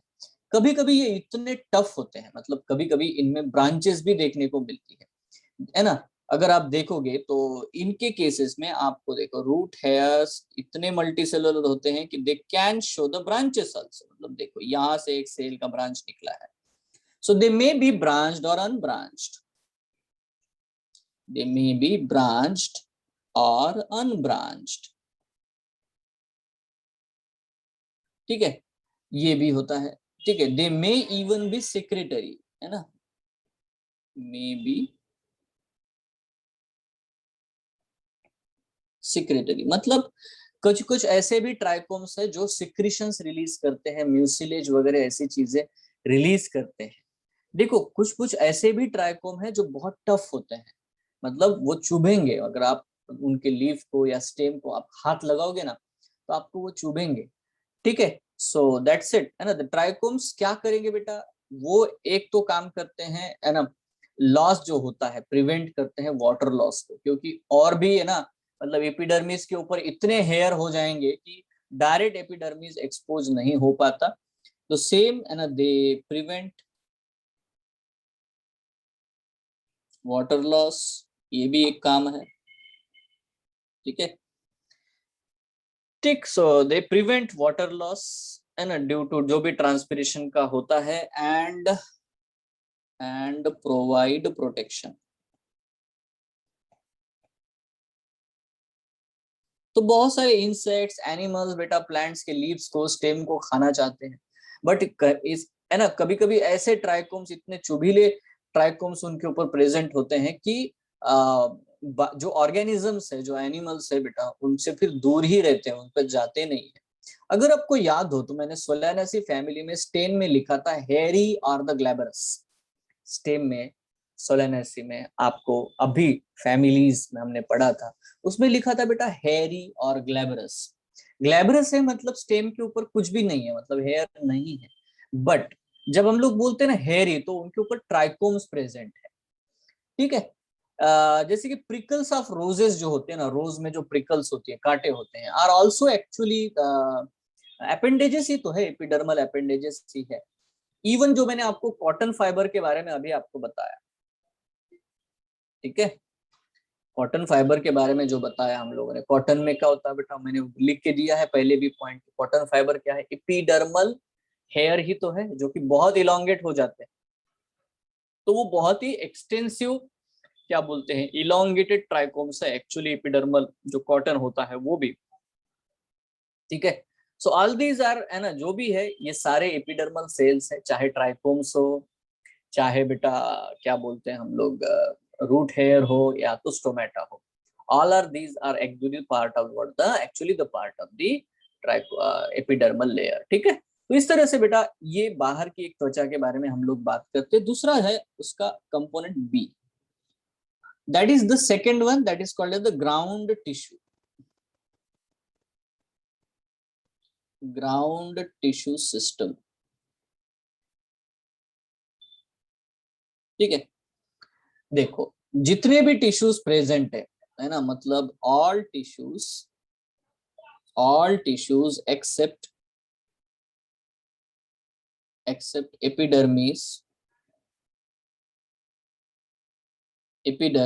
And vascular bundle,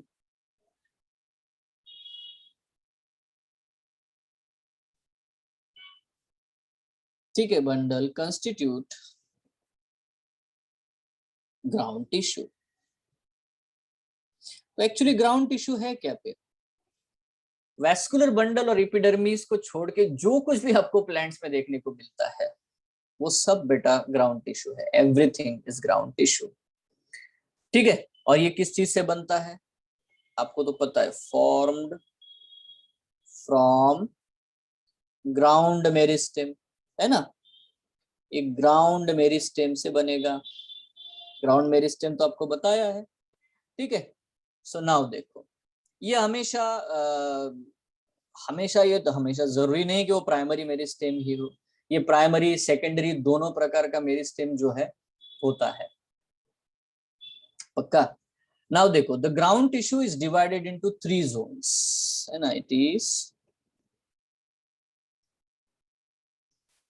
divided into 3 zones. कौन कौन से जोन होते हैं भाई इसमें, एक जिसको हम लोग कहते हैं कॉर्टेक्स, ठीक है, दूसरा होता है पेरीसाइकल, पेरीसाइकल जो कि वास्कुलर बंडल के ऊपर है, एंड तीसरा पोर्शन है पिथ, पिथ जो कि स्टील के अंदर होता है, मतलब वेस्कुलर बंडल के बीच में होता है।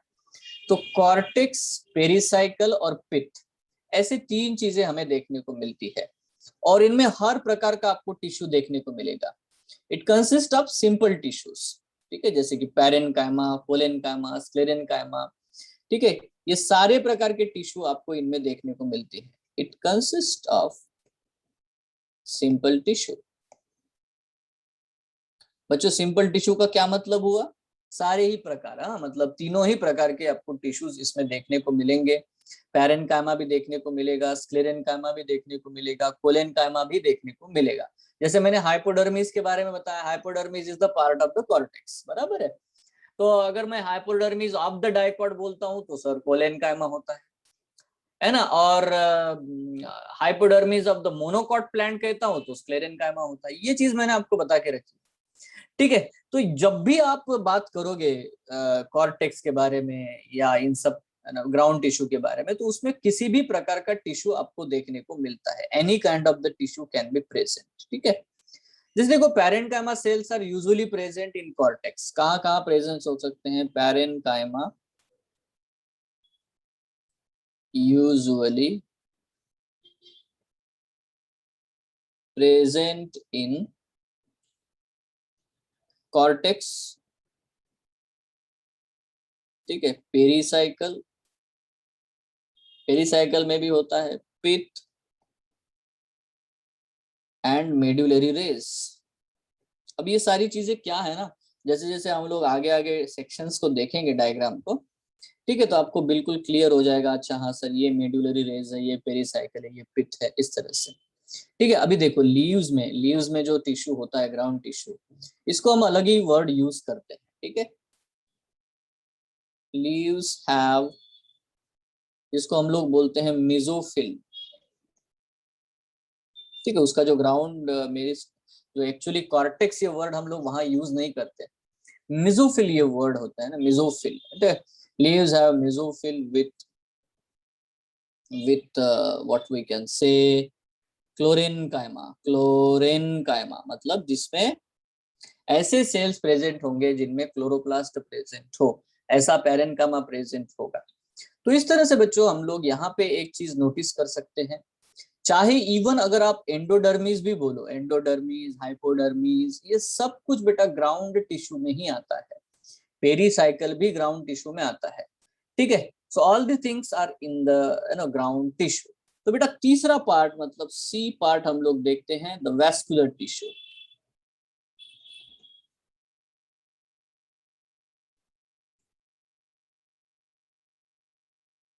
The vascular tissue. Now see vascular tissue बहुत ही आसान है। हमने अभी तक जो भी पढ़ा ना, जाइलम फ्लोएम, इनका जो भी अरेंजमेंट है अंदर, है ना, जो भी ये कंडक्टिंग एलिमेंट्स है, कंडक्टिंग एलिमेंट्स, चाहे यूनिडायरेक्शनल कंडक्शन करे चाहे बाय डायरेक्शनल कंडक्शन करे बेटा, बट जो भी कंडक्टिंग एलिमेंट्स है बेटा उनको हम लोग वैस्कुलर टिश्यू कहते हैं, ठीक है। अब इसमें क्या क्या चीजें होंगी, है ना, इट कंसिस्ट ऑफ, ठीक है, कॉम्प्लेक्स टिश्यू। कौन सा कॉम्प्लेक्स टिश्यू है इसमें? जाइलम एंड फ्लोएम, ठीक है। तो जहां पे भी जाइलम और फ्लोएम के अरेंजमेंट्स आपको देखने को मिलता है, उसी को हम लोग वैस्कुलर टिश्यू कहते हैं, ठीक है। नाउ जो भी वैस्कुलर बंडल्स होते हैं उनका एक पर्टिकुलर बेटा अरेंजमेंट आपको देखने को मिलेगा। वैस्कुलर बंडल्स ग्राउंड, है ना, जिम्नोस्पर्म्स और एंजियोस्पर्म में डेफिनेटली बेटा, है ना, आपको देखने को मिलते हैं, बट टेरिडोफाइट्स में ये वैस्कुलर बंडल्स होते नहीं है, मतलब pteridophytes do not have the vascular bundles, ठीक है। बंडल जो वर्ड है, बंडल, वैस्कुलर बंडल, ये वर्ड टेरिडोफाइट में नहीं होता। तो हम लोग जो वर्ड यूज करते हैं ना, वैस्कुलर बंडल प्रेजेंट इन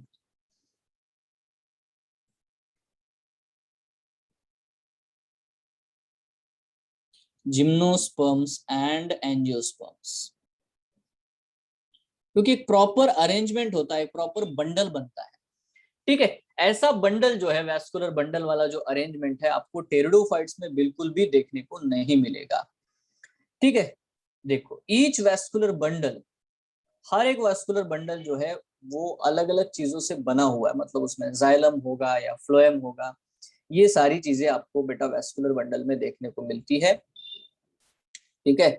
इसमें कैम्बियम हो भी सकता है या नहीं भी हो सकता, बट देखो यहाँ पे एक चीज नोटिस करनी है बेटा, कैम्बियम क्या चीज है। कैम्बियम क्या है? कैम्बियम क्या है बेटा? देखो, कैम्बियम होता है एक मेरिस्टेम, ठीक है, फॉर लैटरल ग्रोथ। ठीक है, मेरिस्टेम फॉर लैटरल ग्रोथ।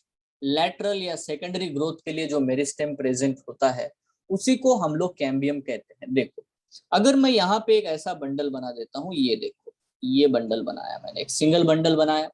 मान लेते बेटा ऊपर के साइड में फ्लोएम्स है, नीचे जाइलम है, और इनके बीच में कुछ भी नहीं है, मतलब कोई टिश्यू नहीं है। ठीक है, तो ये वाला जो चीज है इसको मैं बोलता हूँ विदाउट, है ना, इसको मैं कहता हूँ this is a closed vascular bundle. ठीक है, ये क्लोज्ड वेस्कुलर बंडल है। बट अगर मैं ऐसे इसको ड्रॉ कर देता हूँ, ये आप देख सकते हो, ये देखो, ये मैंने बनाया बंडल। इस बंडल में ऊपर बेटा फ्लोएम है, नीचे जाइलम है, बीच में कुछ सेल्स है बेटा, ये सेल्स है जिनमें डिवीजन की है ना पावर है, तो ये है कैम्बियम। और इसको हम लोग कहते हैं ओपन वेस्कुलर बंडल। ठीक है, ये ओपन वेस्कुलर सिस्टम है। क्यों? क्योंकि इसमें एबिलिटी है बेटा कि सेकेंडरी ग्रोथ कर सके, सेकेंडरी फ्लोएम बना सके, सेकेंडरी जाइलम बना सके। ठीक है, तो इस तरह के दो वेस्कुलर बंडल्स हो सकते हैं, एक विद, है ना, what we can say cambium, और एक होता है विदाउट कैम्बियम। ठीक है, जिसमें कैम्बियम नहीं होता उसे मैं क्लोज्ड वेस्कुलर बंडल कहता हूं, और जिसमें संभावना है, पॉसिबिलिटी है कि वो सेकेंडरी ग्रोथ कर सकता है, सेकेंडरी फ्लोएम बना सकता है, सेकेंडरी जाइलम बना सकता है, हर साल नया एनुअल रिंग बना सकता है जाइलम और फ्लोएम का, उसको मैं बोलता हूँ open vascular bundle. Yes, clear है ना? इसे मैं क्या कहता हूँ? ओपन वेस्कुलर बंडल कहता हूँ। तो इस तरह से बच्चों दो प्रकार हमको देखने को मिलते हैं वेस्कुलर बंडल्स के, अगर हम कैम्बियम का प्रेजेंस देखें। ठीक है, बट देखो, नोटिस करो कि ये जो बंडल होता है ना, मतलब क्योंकि ये बंडल जो है एक पर्टिकुलर लेयर के अंदर जाइलम और फ्लोएम को प्रॉपरली फिक्स किया गया है, तो इसको हम लोग बोलते हैं फेसिकल। क्या बोलते हैं इसको हम लोग? फेसिकल। ठीक है, इसे क्या बोलते हैं? फेसिकल। अब ये फेसिकल मतलब जहां पे फ्लोएम और जाइलम दोनों को फिक्स किया गया है। ठीक है, एक पर्टिकुलर, एक क्या कह सकते हैं, एक नैरो जगह। ठीक है, अब उस फेसिकल के अंदर कैम्बियम अगर प्रेजेंट है तो इस कैम्बियम को मैं कहता हूं, है ना, इंट्रा इंट्रा फेसिकुलर कैम्बियम। क्या कहता हूं इसे मैं? Intra fascicular cambium. मतलब कैम्बियम पहले से ही मौजूद है। देखो बच्चों, ये प्राइमरी फ्लोएम है, ये प्राइमरी जाइलम है, और ये पहले से ही मौजूद है कैम्बियम, है ना। जब से उसका जन्म हुआ है, इस पेड़ का, इस पौधे का जब से जन्म हुआ है, तब से ही बेटा, पहले से ही ये कैम्बियम प्रेजेंट है, बाद में बना नहीं। अगर आपको याद हो, लास्ट क्लास में, मेरिस्टेम के क्लास में मैंने कहा था कि इंट्रा वेसिकुलर कैम्बियम जो है वो प्राइमरी मेरिस्टेम होता है। So this is very simple, है ना। कैम्बियम का होना ये इंडिकेट करता है कि आगे चल करके, है ना, सेकेंडरी ग्रोथ होने वाली है, या तो, है ना, अगर कैम्बियम नहीं है तो इसका सीधा मतलब है कि सेकेंडरी ग्रोथ नहीं होने वाली। ठीक है, so is it clear to you? Yes, yes. ठीक है। तो देखो, कैम्बियम के बारे में हम लोग अगर बात करते हैं तो यहाँ हम लोग नोटिस करते हैं बेटा, सबसे पहले हमें इंपॉर्टेंटली ध्यान देना है टाइप्स ऑफ, ये ज्यादा से ज्यादा पूछते हैं बेटा हम लोगों को, तो जो भी एनसीईआरटी में वो पहले कवर करते हैं, टाइप्स ऑफ वेस्क्यूलर बंडल्स।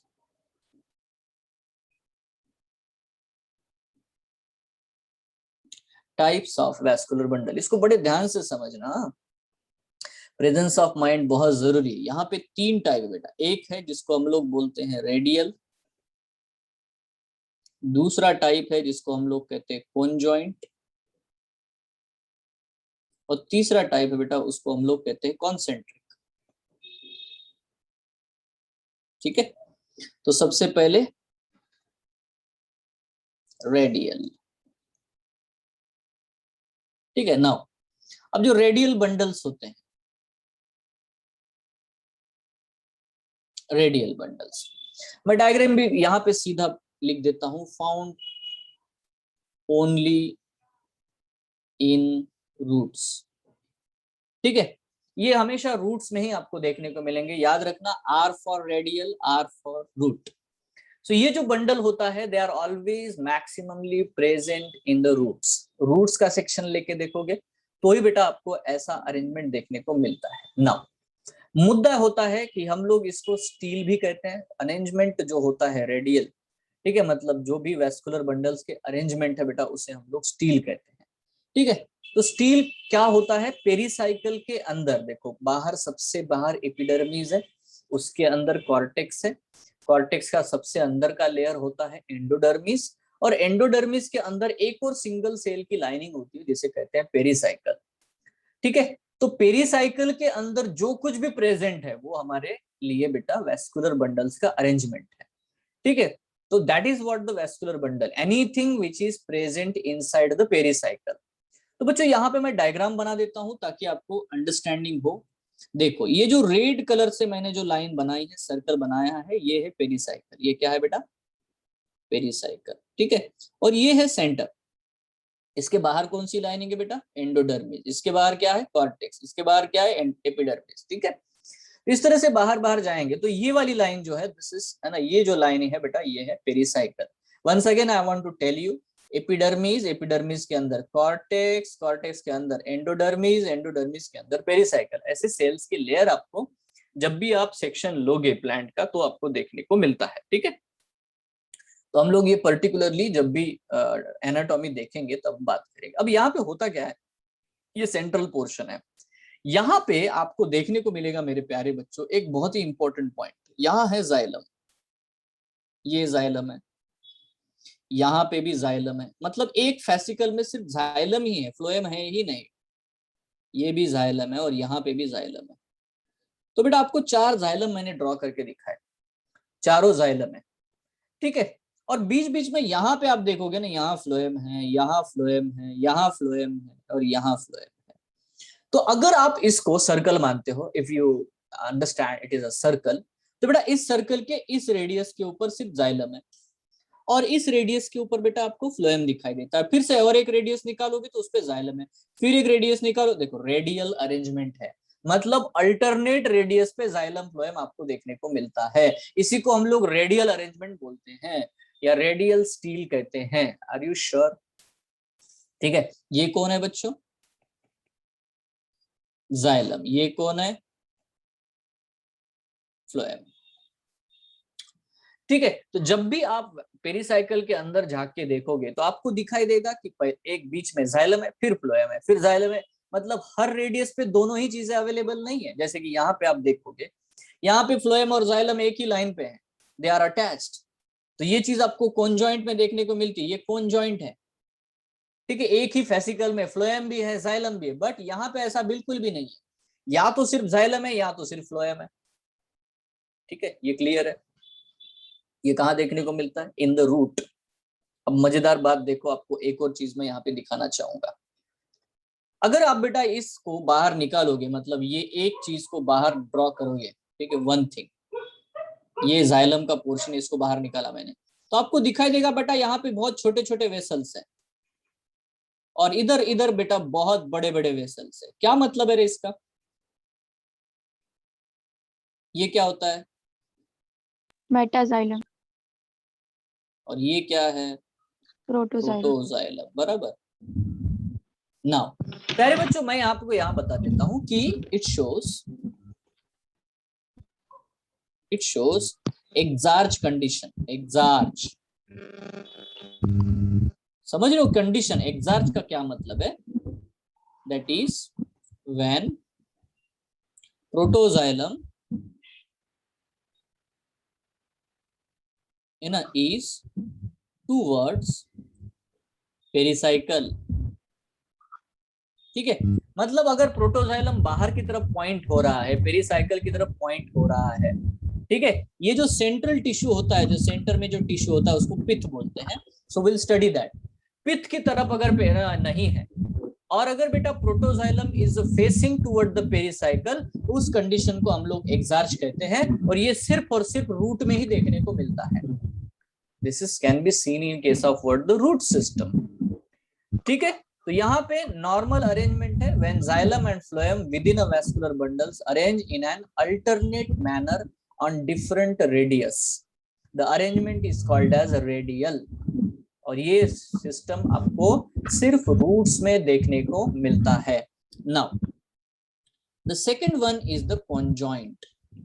बड़ा ध्यान से, हाँ, कॉन्जॉइंट।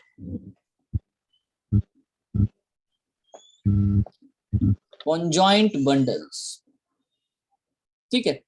नाउ देखो, ये जो कॉन्जॉइंट बंडल्स होते हैं, अगर इनके बारे में अगर हम बात करना चाहे, इसमें होगा क्या, ये जो अरेंजमेंट मैंने आपको दिखाई है कि एक फेसिकल आप ड्रॉ करोगे तो उस फेसिकल में जाइलम और फ्लोएम एक दूसरे को जॉइंट है, जैसे यहाँ पे है। ये क्या है बच्चों, ये कॉन्जॉइंट कंडीशन है। नीचे जाइलम है, ऊपर फ्लोएम है, एक ही फेसिकल में। तो अगर हम इनका अरेंजमेंट करना शुरू करें तो इसमें एक्चुअली हम लोगों को दो चीजें देखने को मिलती है। मतलब क्या है, in conjoint type of vascular bundles the xylem and phloems are situated at the same radius। यहाँ पे आपको देखने को मिलता है xylem and phloem are present on same radius, ठीक है। वो एक ही रेडियस में प्रेजेंट होंगे, in same vascular bundle present होंगे, ठीक है। दैट इज व्हाट है ना। और हमेशा याद रखो बेटा, फ्लोएम इज आउटर, ठीक है। Phloem is on the outer side and xylem to inner side, ठीक है। तो जब भी आप इनका अरेंजमेंट देखोगे, मतलब जब भी आप इसको ड्रॉ करोगे, तो फ्लोएम हमेशा बाहर के साइड में होता है और जाइलम जो है वो हमेशा इनर साइड में आपको देखने को मिलता है, ठीक है। और ये बहुत ही कॉमनली बेटा आपको देखने को मिलेगा। It is found in stem and leaves, ठीक है। तो स्टेम और लीव्स में ये जो बंडल है, रूट में आपको रेडियल अरेंजमेंट ही देखने को मिलेगा। अब इसके दो टाइप, ठीक है, इसके इट हैज टू टाइप्स। तो चलो सबसे पहले टाइप को देखते हैं, जो कि हमारे एनसीईआरटी में बहुत अच्छे से दिखाया जाता है। एक तो है जिसको हम लोग कहते हैं नंबर 1, है ना, उसको हम लोग बोलते हैं कॉन्जॉइंट कोलैटरल, कॉन्जॉइंट कोलैटरल, ठीक है। अब नाउ ये बहुत ही कॉमन टाइप है, मोस्ट कॉमन टाइप आपको कॉन्जॉइंट कोलैटरल कंडीशन ही देखने को मिलती है, ठीक है। तो हमेशा जो है बेटा आपको ये समझना है कि xylem lies to inner side and phloem toward the outer side, ठीक है। अब यहाँ पे ऑब्वियसली बेटा कॉन्जॉइंट कोलैटरल के दो टाइप आपको देखने को मिलेंगे, बट पहले हम लोग पेरिसाइकिल के रेफरेंस में इसको ड्रॉ कर लेते हैं। सी, ये है बच्चों पेरिसाइकिल, ठीक है। ये क्या बना, ओके, फिर से ये है बच्चों पेरिसाइकिल, हाँ, ठीक है। तो ये जो पेरिसाइकिल बेटा हम लोगों ने बनाया है, इसमें आपको अभी नोटिस करना है, बहुत ध्यान से नोटिस करना है हम लोग क्या बनाएंगे, ठीक है। सी, इसमें एक्चुअली बनेगा, यहाँ पे हम लोग जो डायग्राम बना रहे हैं, आप नोटिस करो कि ये एक वैस्कुलर बंडल बना दिया मैंने, ये एक वैस्कुलर बंडल बना दिया, ये एक वैस्कुलर बंडल है, 4 बना लेते हैं, ठीक है। और ये है। नाउ नोटिस करो कि इधर फ्लोएम है, यहाँ पे फ्लोएम है, यहाँ पे फ्लोएम है, यहाँ पे फ्लोएम है, और इनर साइड में बेटा जाइलम है। और ये अगर सेंटर मानते हो तो हर रेडियस पे, every radius have the xylem and phloem, इसीलिए इसको बोलते हैं कॉन्जॉइंट कोलैटरल। इसको क्या कहते हैं, कॉन्जॉइंट कोलैटरल। जो बीच में टिश्यू होता है, बीच में जो टिश्यू है, इसे हम लोग कहते हैं पित्त, जिसमें पैरेन्काइमा भरा पड़ा होता है। तो यहाँ पे बेटा आपको कॉन्जॉइंट कोलैटरल कंडीशन देखने को मिलती है। देखो, कॉन्जॉइंट कोलैटरल के दो टाइप हो सकते हैं, है ना, या तो बेटा ओपन, या तो क्या होगा, क्लोज्ड, ठीक है। तो इनके बारे में हम लोग बात करते हैं अभी राइट नाउ।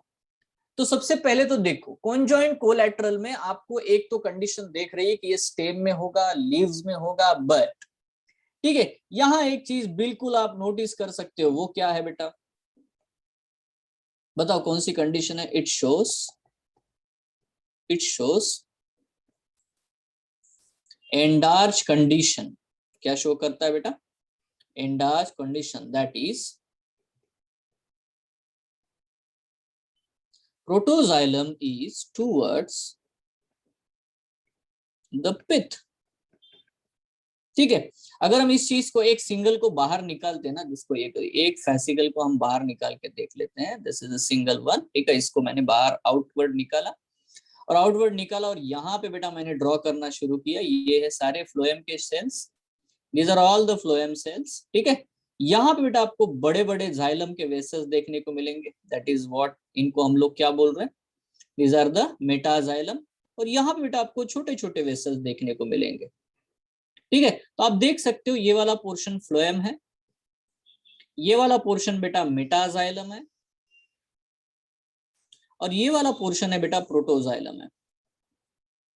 और ऑब्वियसली आप देख सकते हो कि जो प्रोटोजाइलम वाला जो पोर्शन है, the protoxylem portion is toward the pith, not toward the pericycle.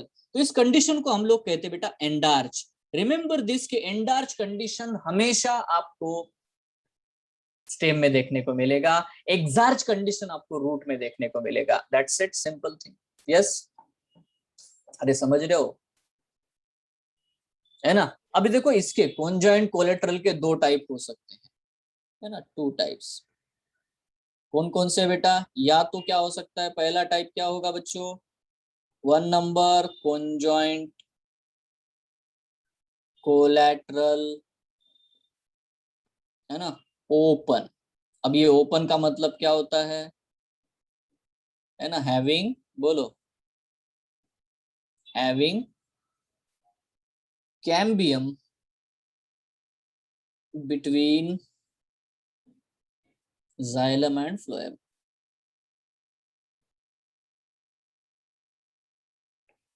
ठीक है, तो ये चीज आपको देखने को मिलेगी जाइलम और फ्लोएम के बीच में। जैसे कि यहाँ पे मैंने ड्रॉ किया ना ये स्ट्रक्चर, इस स्ट्रक्चर में मैंने कैम्बियम बनाया ही नहीं, इसका मतलब ये ओपन है नहीं।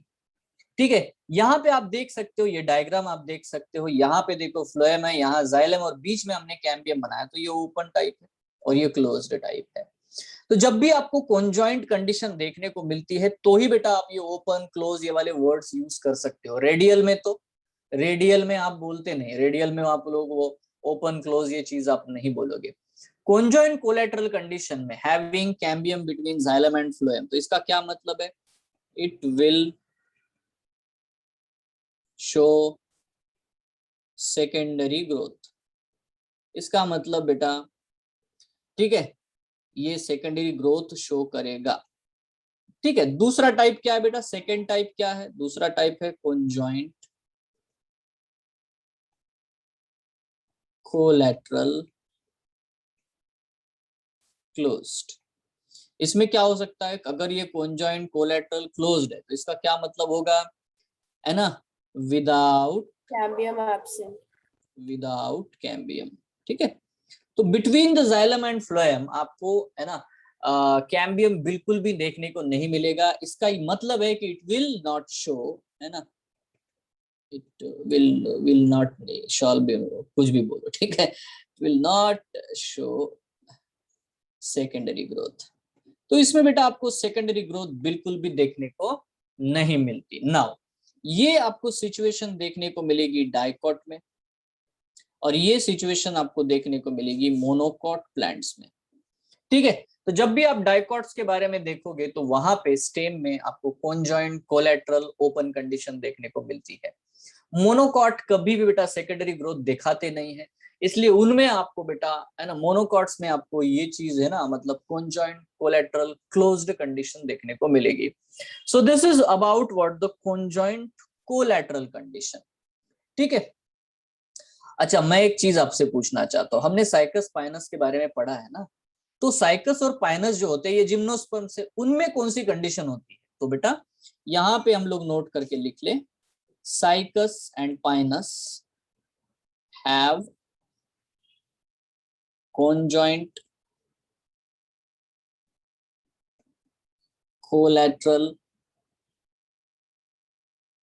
And open system. ठीक है, मतलब उनमें सेकेंडरी ग्रोथ होती है, जिम्नोस्पर्म सेकेंडरी ग्रोथ शो करते हैं, इसीलिए साइकस और पाइनस जो होते हैं उनके केस में आपको कॉन्जॉइंट कोलेटरल और ओपन सिस्टम देखने को मिलेगा। इसके अलावा है ना, ये जो टाइप है देखो, इसको हमने कहा ये जो है ना कॉन्जॉइंट कोलैटरल कंडीशन मैंने कहा, ठीक है ये। तो इसके जैसा ही एक और कंडीशन है जिसको हम लोग कहते हैं बेटा कॉन्जॉइंट बाइकोलैटरल कंडीशन, ठीक है।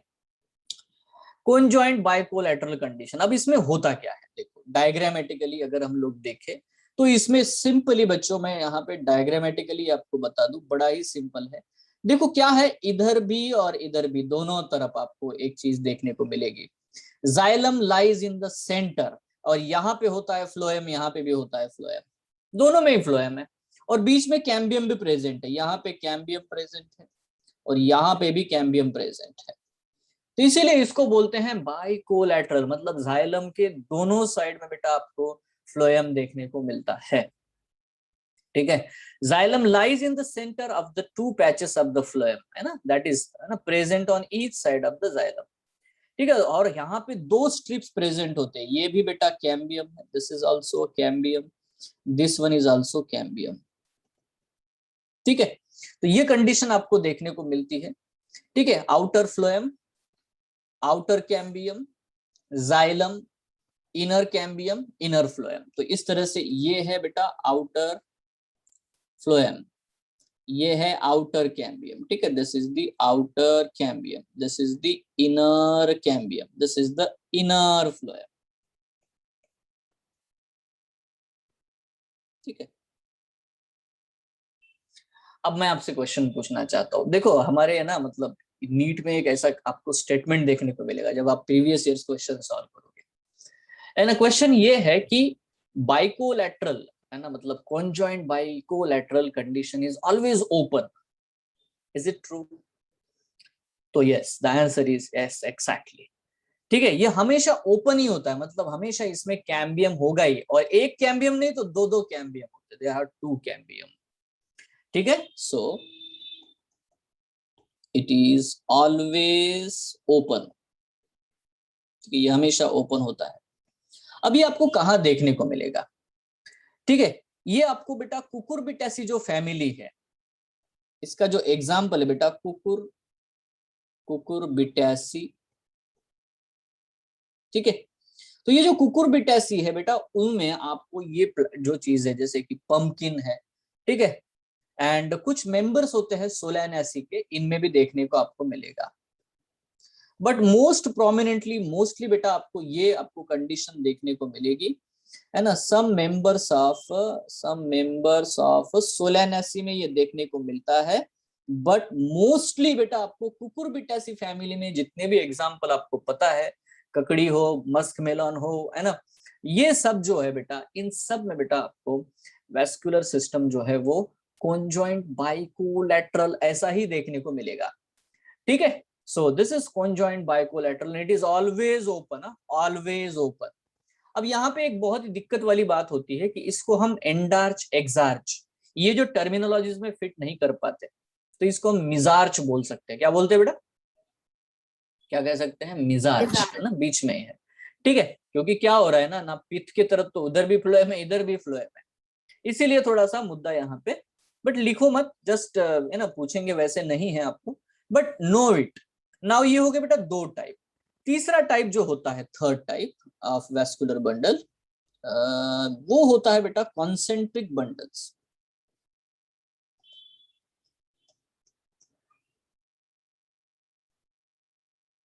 ठीक है। नाउ देखो इसमें एक अजीब सी बात होती है, ठीक है। Complex tissue surround the other form, मतलब यहाँ पे सराउंड करते हैं, है ना। यहाँ पे क्या होता है कि वेस्कुलर बंडल जो है, कैम्बियम इज ऑलवेज अब्सेंट, जो कैम्बियम है वो होगा ही नहीं इसमें,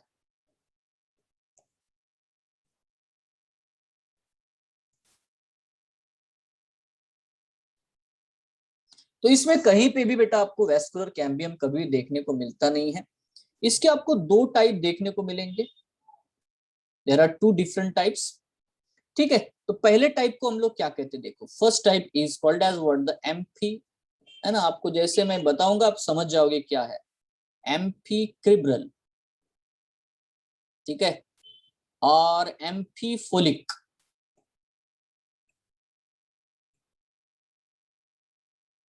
ठीक है, या तो इसे हम लोग कहते हैं और हाइड्रोसेंट्रिक, बहुत सारे नाम है, हाइड्रोसेंट्रिक इस तरह से बोलते हैं। नाउ इसमें होता क्या है, इसमें अगर हम लोग ड्रॉ करें बेटा, ये देखो, ये मान लेते हैं यहाँ पे हमारे पास में है पेरिसाइकिल बच्चों, ठीक है, ये पेरिसाइकिल है। अब यहाँ पे क्या होता है, xylem is present in the centre, तो आपको देखने को मिलेगा कि सेंटर में पिथ वगैरह कुछ भी नहीं है, नो पिथ इज देयर। यहाँ जो सेंटर में प्रेजेंट है बेटा वो है जाइलम, है पूरा जाइलम का टिश्यू सेंटर में प्रेजेंट है, एंटायरली जाइलम, पूरे वेसल्स नहीं है, ट्रकिड्स भरे पड़े होते हैं इसमें, जाइलम एंटायरली। एंड देन ठीक है, it is surrounded by the phloem, इसके सराउंडिंग में जितना भी टिश्यू है वो सारा फ्लोएम है, इसीलिए इसको हम लोग बोलते हैं कॉन्सेंट्रिक, है ना, रिंग है, जाइलम को फ्लोएम ने पूरी तरह से सराउंड कर लिया है ना। फॉर एग्जाम्पल आपको ये चीज देखने को मिलेगी बेटा हाइड्रिला प्लांट में, पानी वाला वाटर में रहता है, ठीक है, and rhizome of fern, fern plant जो होता है, सॉरी फर्न, तो फर्न प्लांट में बेटा आपको ये देखने को मिलेगा, हाइड्रिला प्लांट में आपको देखने को मिलेगा, इसको एम्फीक्रिब्रल ऐसा बोलते हैं या एम्फीफोलिक बोलते हैं, ठीक है, या हेड्रो, हेड्रो मतलब देखो हेड्रोम इज अ जाइलम, बराबर है, तो हेड्रोसेंट्रिक वर्ड आपको देखने को मिल रहा है यहाँ पे, यस, हेड्रोसेंट्रिक करेक्ट है। Now there is a second one, इसको आप चेक कर लेना हेड्रोसेंट्रिक सही है कि नहीं है, मतलब अगली बार मुझे बताना, ठीक है, नेक्स्ट क्लास में। यहाँ पे एक आता है बेटा एम्फी वेसल, बच्चों एम्फी वेसल क्या होता होगा अब आप 100% जानते होंगे, क्योंकि आपको समझ में आ गया ना कि अगर एक ऐसा है तो दूसरा कैसा होगा, लेप्टोसेंट्रिक, लेप्टोम ये वर्ड हमने किसके लिए यूज किया, फ्लोएम के लिए। नाउ यहाँ पे अगर मैं डायग्राम बना देता हूं तो आपको क्लियरली समझ में आना चाहिए बेटा, देखो ये है पेरिसाइकिल, ठीक है, और यहाँ पे एग्जैक्टली आप नोटिस कर सकते हो बच्चों, सेंटर में फ्लोएम है, सेंटर में फ्लोएम है, and it is surrounded by the xylem tissue, ठीक है, इसको बोलते हैं हम लोग लेप्टोसेंट्रिक कंडीशन या एम्फीवेसल कंडीशन, ठीक है। एग्जाम्पल है जैसे कि प्लांट होता है युक्का, ठीक है, युक्का नाम का जो प्लांट है इसमें आपको ये एम्फीवेसल कंडीशन देखने को मिलेगी। तो ये है बेटा सारे different types of what we can say the vascular bundles, ठीक है। वेस्क्यूलर बंडल्स के बारे में हम लोग बात करते हैं, देखो मैं एक चीज आपको यहाँ बता दूं कि anything which is present inside the pericycle is called as a stele, इसको स्टील बोलते हैं हम लोग, ठीक है। और वेस्टील में अलग अलग अरेंजमेंट आपको जाइलम और फ्लोएम के देखने को मिल सकते हैं, वो रेडियल है या कॉन्जॉइंट कोलैटरल है या कॉन्जॉइंट बाइकोलैटरल है या तो बेटा कॉन्सेंट्रिक है, so whatever may be the arrangement, ठीक है, ये अरेंजमेंट अलग अलग है, ठीक है, ये अलग अलग स्पीसीज में अलग प्लांट्स में बेटा डिफरेंट वेज से आपको देखने को मिलते हैं।